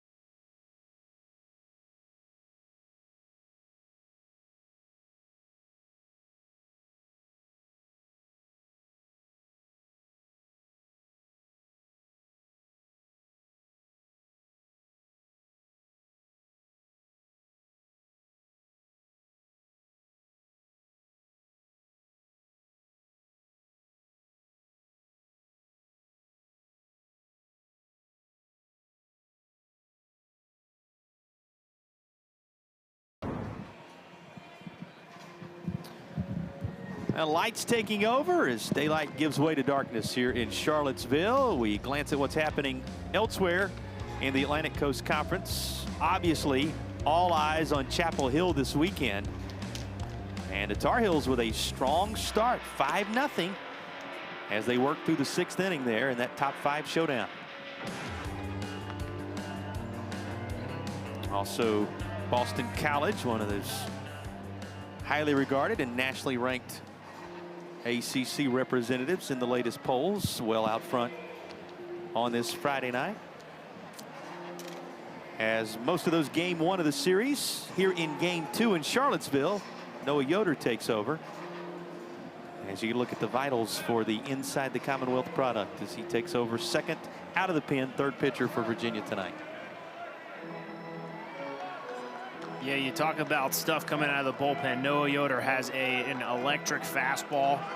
He's going to run it in the mid to upper 90s, and a really good slider and a cutter as well. He's going to throw he's going to throw some good hard breaking pitches, but one of the things he's got to do coming out of the bullpen is limit the walks.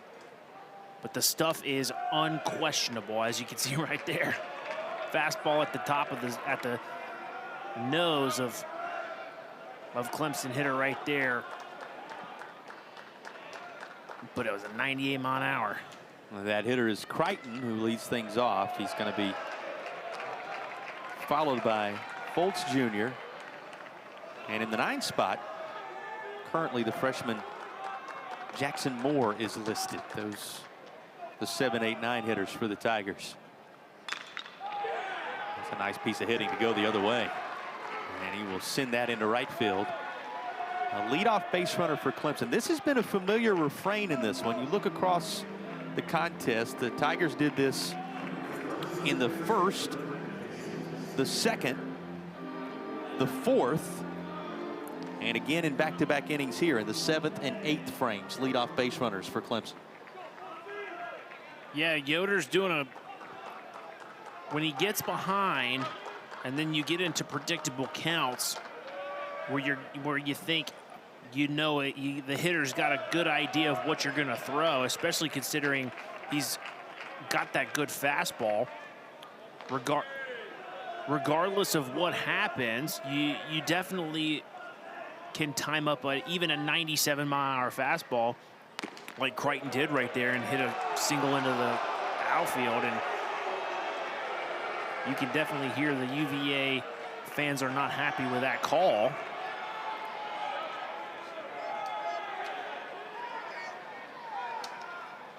That's to Foltz. Clemson all the way back around to the portion of the lineup, Robbie, where it all got started in that 3-run 7th an inning ago. It was Foltz Jr. who had the single to get it going, and now they're going to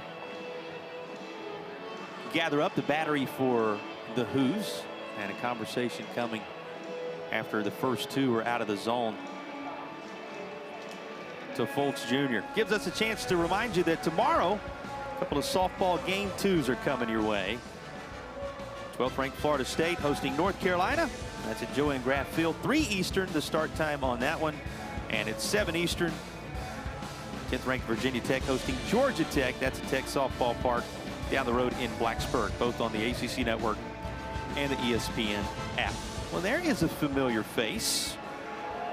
Former quarterback of the Who's, Mr. Armstrong, enjoying a little baseball at the yard tonight. A lot of emphasis on what's going on down on Tobacco Road, down in the Triangle. Journeyed down there for a piece, and now working his way back to Charlottesville. Yeah, that was a pretty quick mound visit after just 1.5 hitters. I definitely think that was talking about something mechanically. It looked like Mr. Yoder right there wasn't completely synced up with his delivery, and obviously the arm strength is of no question, but when you're 6'6" and 235 like we showed you, you really have to be sound when you have your mechanics if you want to command the baseball. Well, and you talked about the stuff being there. We were talking about rankings just a moment ago for the Clemson starter. How about this out of the Virginia pen? You know it, I'm sure, by now, those of you who've been following the Who's across the course of the year. But the #1 ranked right-hander, obviously, as the #1 overall player in the state of Virginia, according to Perfect Game. Tigers going to take the bag. Won't matter as the bat is tossed aside, and there will be a couple aboard as a pitch out of the zone. But a guy, when you talk about coming out of your prep career in high school, highly rated with major expectations. He was number 7 among right-handers in the country, number 37 overall when you look at Perfect Game's national rankings. So high ceiling and expectations for the guy atop the mound. Clemson going to gather up and talk about this as they look to add to a 4-1 lead, batting in the 8th inning. Yeah, you don't typically see the entire staff, the entire offensive staff, and the entire offensive grouping right there with the head coach. Well, they call it an offensive conference, right? He's got the full Yeah, he's got involved. He's got everybody, but this is the same situation that he was talking about, and I'm pretty sure Coach Bakich is really trying to make sure he emphasizes the point here that if we're going to execute something, we got to execute. And sometimes when you talk about execution, he may be saying, look, this guy's been all over the place up there, Yoder has, and we need to make sure we are picking our one pitch in one spot, and we are not deviating from that plan. And so that is also another type of execution when you talk about offensive style, but I don't know if he's going to get that chance with Mr. Yoder up there or not, because here comes Brady Kirkpatrick again, the UVA pitching coach, and it looks like they're going to make a pitching change here. So after the conversation with the 9-hole hitter and left fielder Jackson Moore, UVA decides to make an adjustment of their own. Chess match unfolding here in the top half of the 8th inning. Tigers leading it 4-1 and looking for more with a couple runners aboard.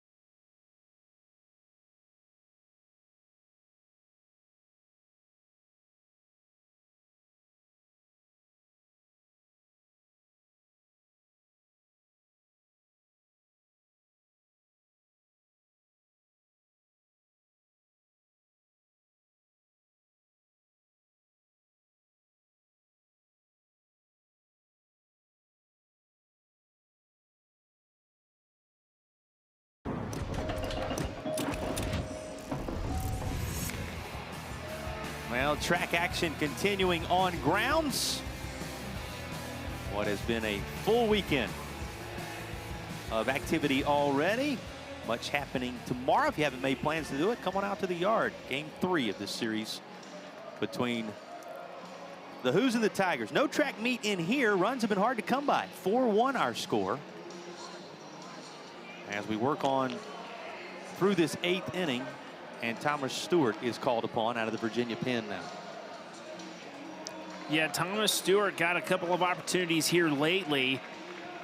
Another one of these freshman arms, but you can see he has not thrown a lot. But when we got a chance to talk to Coach Pollard about Thomas Stewart, he's feeling the best. He's been riddled by injury, but he's feeling the best he's felt since he's been here on grounds. And he's got some really good stuff, and he's got the opportunity to become a potential bullpen piece.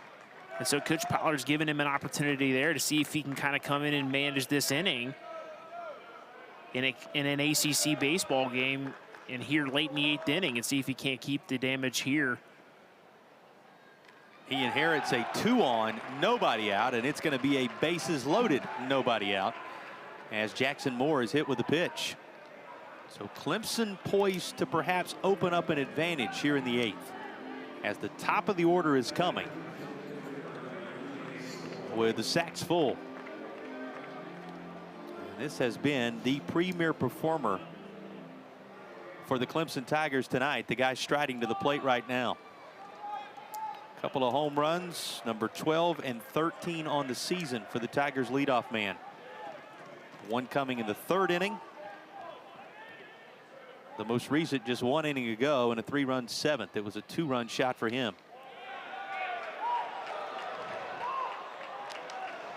Yeah, if there was a situation for Coach Bakich to have up there, it would be Savoy with nobody out and the bases juiced. You know, you never know what moment's going to turn it for a team. And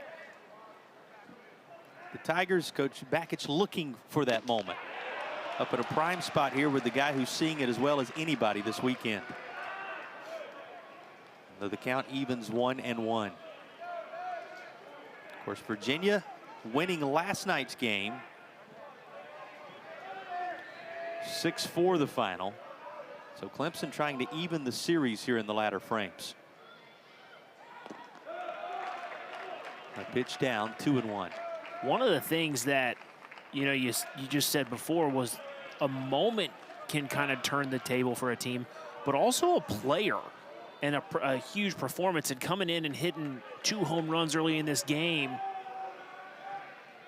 and potentially another opportunity can not only turn the tide for him as a player, if he's, you know, but also as a team. And think about, as a unit, when you talk about as a team, how much these runner-on scenarios have changed in the last few innings. Remember, both teams were combined 2 of 20. Clemson now 5 of 16 with runners with their work in the last couple of frames. Won't be able to add to that total here. And the dangerous Savoy is sat down. Well, that is a very impressive breaking pitch right here. Stewart showing his fastball early in the count and gets Savoy to chase, and a really great breaking pitch. We call those those are pivotal moments right there where you're trying to get swing and miss, especially with runners on base. Stewart doing a great job with that really good breaking pitch. It's a little more to start the at-bat of McClatty. This one on a pitch in to work ahead. And there could be one of those moments you were talking about for Stewart on the mound to give him even more confidence. McClatty, the only guy in the top 8 spots in the Clemson order without a hit. He is 0 of 4. Everybody else 1 through 8 with a base knock. One of the cool things about this statistics and the analytics that we get is we can really see there's this thing called induced vertical break. And essentially what that is on a fastball, how much does it used to be called a riding fastball. But one of the things you really like to see is how well it hangs on the plane. And that can be really difficult for hitters to track. And right now we're seeing some numbers out of Thomas Stewart with that induced vertical break that makes his fastball really, really hard to hit. He's going to have to find something right here. Bases loaded, and McClatty now in a 3-1 count. Yeah, if he can find the top of the zone, the top of the strike zone with that fastball, he can really pair it with that breaking pitch. We can see why Coach Pollard thinks highly of him, but now you got to execute. Backed against the wall here in the 8th. And McClatty fouls it straight back. And yeah, to everybody, that just looks like a fastball right, you know, in the middle of the plate at 91 miles an hour, which would seem to be a pitch that he can really hit, especially with as talented a hitter as McClatty is. But he fouls it back because it's got that really good spin rate and that really good plane. It holds plane very well. And you're doing something to keep yourself alive in a scenario like that. He scalds this, but that's over toward the Clemson dugout. Again, foul. McClatty battling as the Clemson second baseman trying to make use of what was a bases loaded no out scenario, now a 1-out scenario after the strikeout of Savoy.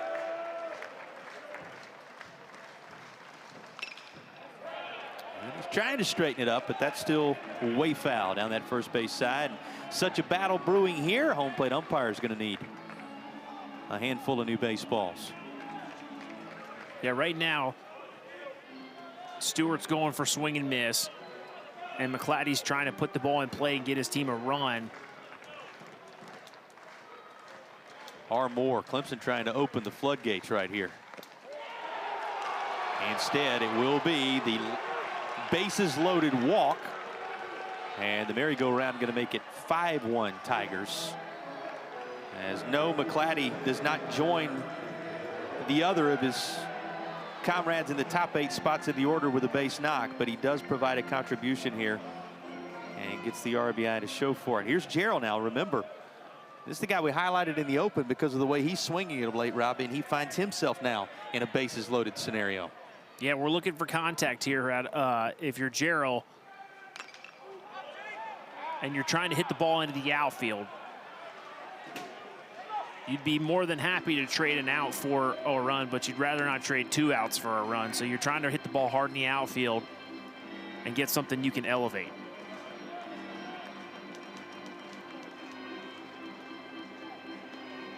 Gerald's single came back in the previous inning. He ended up coming around to score one of those 3 runs in the 7th. Can he make a contribution of the other variety? Driving one in here in the 8th. Not on this pitch. Swing and a miss. He also drew a walk in the 4th inning, in addition to those 3 official plate appearances. The other 2 he struck out. He's in a hole 0-2 here.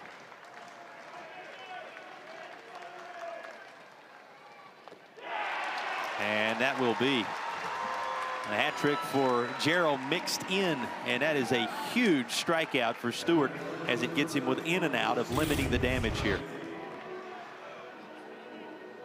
Yeah, this is the 2nd strikeout from Stewart on that breaking pitch, and you can just tell it is he throws it very hard, almost, you know, but a lot of spin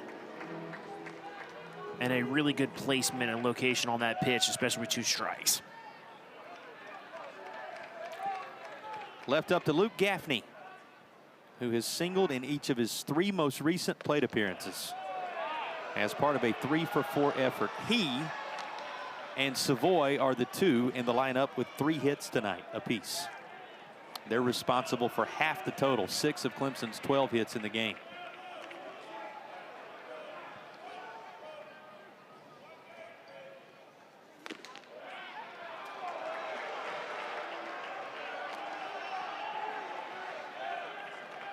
.20 start to the at-bat, favorable to him continuing what is already a solid night plus at the plate.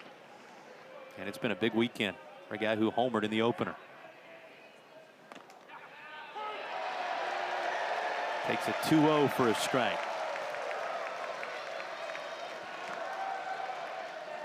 The nice crowd here in Charlottesville tonight getting in behind it, trying to will Stewart on through this inning with the Who's still in striking distance.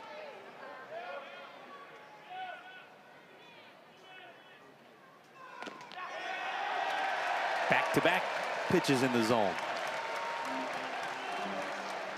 Yeah, he's gone to that cutter the last couple of pitches, which is something we haven't seen. We've seen mainly fastball, breaking ball or fastball curveball, but he's gone to that cutter. Let's see what he goes to with 2 strikes. That's going to be out of play. Handful of rows deep into the seats.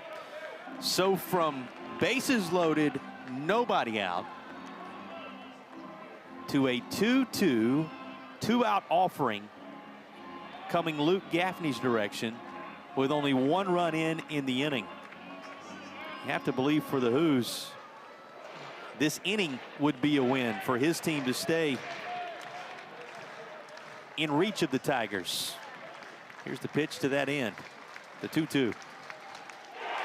They will.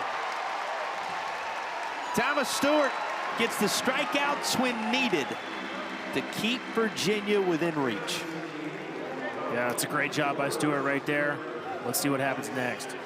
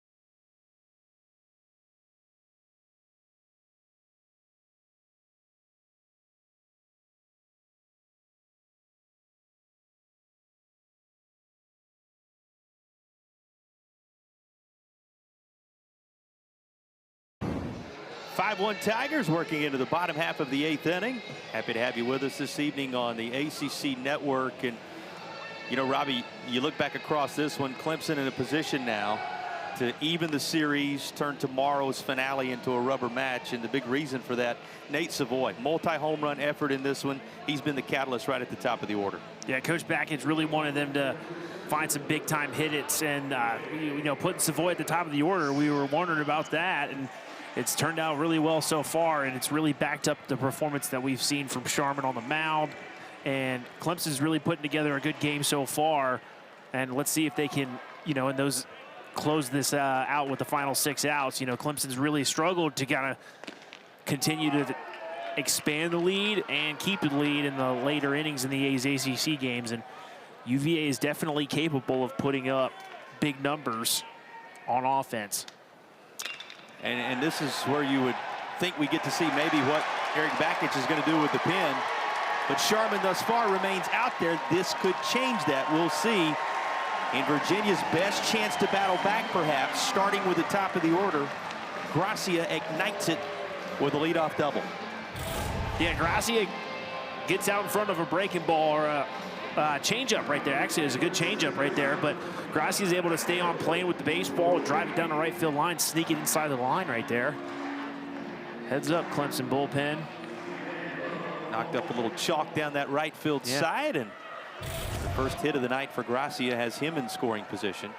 Boy, you think about it now as the Virginia top of the order goes to work, Robbie, just how huge it was for the Cavaliers to get out of that last half inning with no further damage. Here's a little roller first base side, 3 unassisted put out. Will move Gracia around to third. But this looks a lot more promising based upon what took place in the last half inning.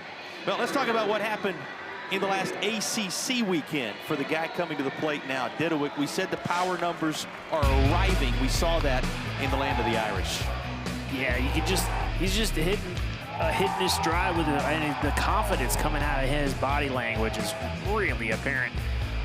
He's always had good swing. He's always had a lot of talent, but it's really nice to see him start to develop that confidence back. And a free swinging kid is really exciting to see. Of course, he's been among the staples. You are making an understatement when you call him a fan favorite and discuss what he's meant since putting on that uniform. But his power numbers come to life. He's the type of individual that can carry a team for a little while. And this Virginia squad, you know, the question for Virginia really coming into tonight, some of it had to do with stamina. 7 games, 9 days, 3 different locations. You're reminded of that when you see him doing that good work up there in South Bend. This is one of the more difficult stretches just in terms of the number of games in this number of days for Coach Pollard's team, and they've handled it very well so far. So far, so good. Didowick swings through the 1-2 offering, and he becomes the second out of the inning. That will leave Gracia stapled to third base for the moment. It's going to need a 2-out contribution if Virginia's to nibble on this Clemson lead, try to take a little bit away in a 5-1 ball game. Up to Sam Harris. Singled all the way back in the second inning as part of a 1-for-3 effort. Yeah, UVA is looking for something like Savoy has provided for the Tigers. Somebody to come up with a big knock, kind of jumpstart this offense. And by the way, as this is fouled back and it puts the pitcher way ahead 0-2, for fans who may have been coming and going tonight, we know Fridays are busy. Yes, that is still Michael Sharman you're looking at out there on the mound. He's shy of 100 pitches, and he's potentially a pitch away from working through the 8th inning. He thought he just did, but that's just off. A ball and 2 strikes. How about this effort? He's about to throw his 100th pitch, and he's made everything Clemson has done offensively tonight stick, Robbie. I know, I like that 99th pitch, but let's see what he comes up with. The 100th works. That is in the zone for a called strike 3. And Sharman hitting the century mark. May have placed an exclamation point on a solid night. He and the Tigers back in the dugout, leading at 5-1 heading to the ninth.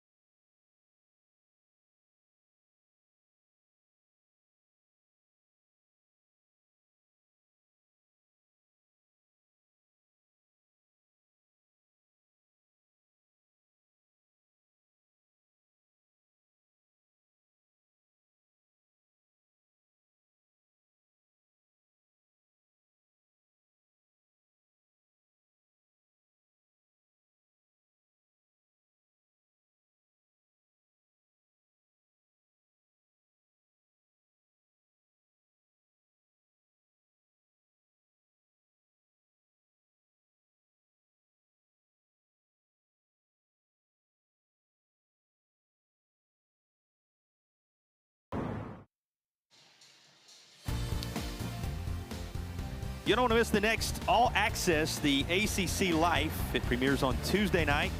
Sydney Smith, the Duke women's lacrosse anchor, will be featured. Tay Grimes, Davis, Louisville baseball first baseman, and Gwen Sparks, one of Pitt's softball's pitchers. You'll get all kind of access into the world of college athletics. That's 10 Eastern on the ACC Network and the ESPN app. Fans having been entertained in Game 2 of the series tonight, they're going to need something from the Hoos in the bottom of the ninth.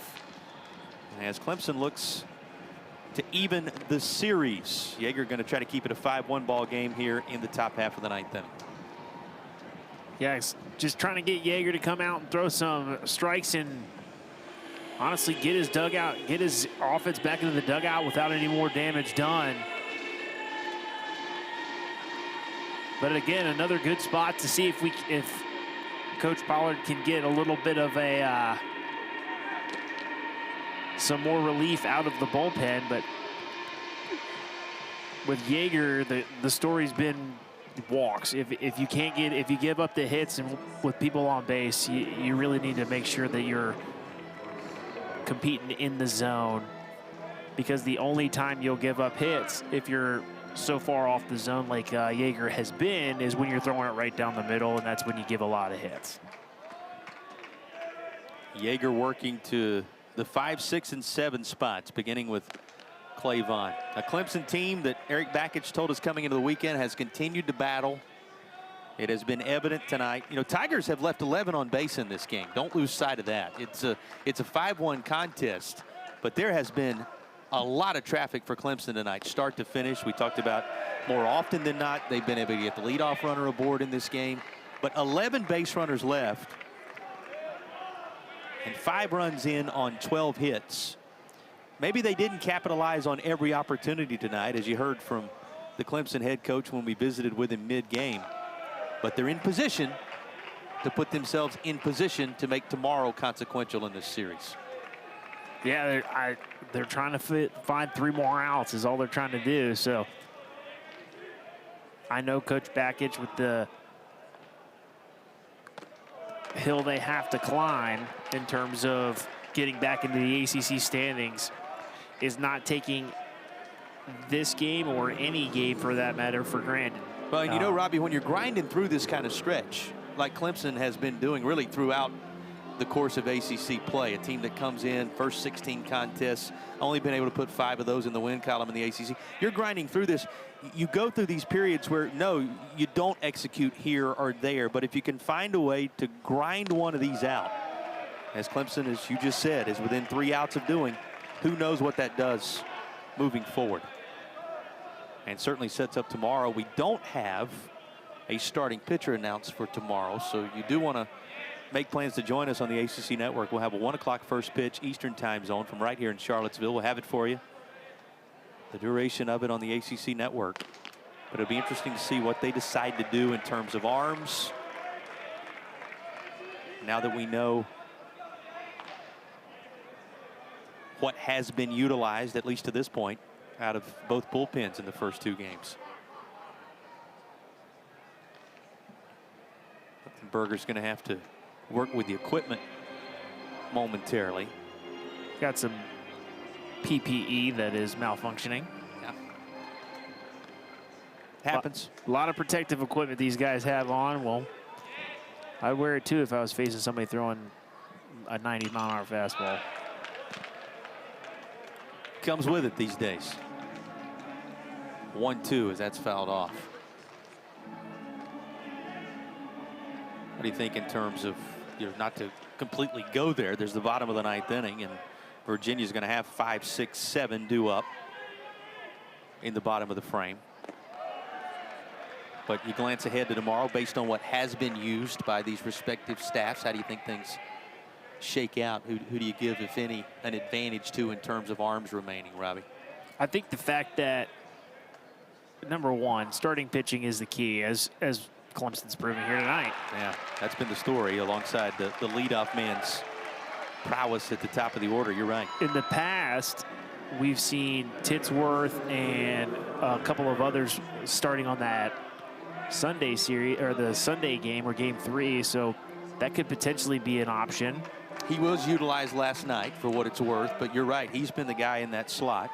You can see other relievers, Deion Brown. There's a couple of options here. However, I would give the advantage to Virginia because they have clear starting pitching available with Stammel and Payon, and I would imagine that no matter who goes first tomorrow, you'll see the other one right behind. They just need to figure out who they think can give us the best start, give them the best start. Middle infield, that's going to bounce slowly to the point that the only play will be at first base. But the second out recorded with the runner moving up to second base. The one thing Clemson will hang their hat on from this one is the length Sharman has given them to save the bullpen all the way around here in game 2. If you're wondering about it, both teams utilized 3 pitchers to work through game 1 of the series last night. So it's not like on either side, to your point, Robbie, not like on either side the bullpens have been incredibly taxed through the first 2 games, which at times can be a rarity in these weekend series. So both teams have to feel pretty good about what will be left in the stable for tomorrow. Jason Fultz Jr. last 2 plate appearances, as they checked his swing and said he did not go around, have been fruitful. He singled and scored a run in the 7th. He walked in the 8th inning, though he was left stranded at 3rd.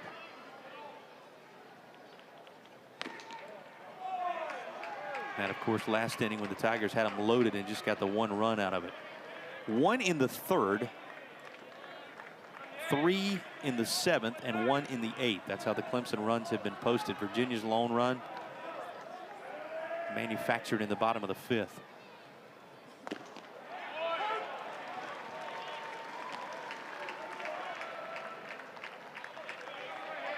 Yeah, I've loved watching Yeager here. The stuff is not in question. He's just got to figure out how to command his pitches in the zone early in the count. He's got strikeout stuff. But when you fall behind early, especially consecutive batters in a row, and then you start having to work out a stretch, and then you got multiple runners on and holding people on the bases, you got some speed out there. All of that stuff can be very overwhelming for somebody trying to work through stuff. Whereas that stuff kind of comes off the table if you are commanding your stuff in the zone early. In result of that, in the most recent AB, a 2nd walk drawn in the contest for Fultz Jr., setting it up for Jackson Moore. Tigers have drawn 7 walks tonight. They've struck out 12 times. You glance at the lineup in full, but 7 free passes. Contrast that with only 1 that was walked along the way by Sharman. He didn't have, as you said, the strikeout numbers that are going to wow you to a major degree, but he limited the traffic on the base pass and the Who's to just a single run thus far.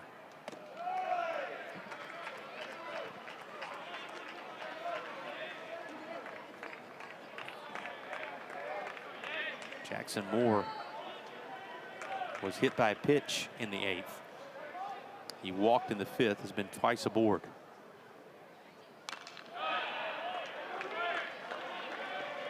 Takes the count to 2-2. Again, 1 o'clock tomorrow here. Available to you, ACC Network Extra. On the network tomorrow.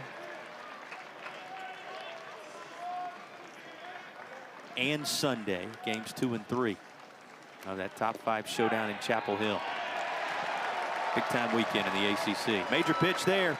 Keeps it right where it is. Bottom of the 9th coming up. Clemson 3 outs away from forcing a rubber match tomorrow.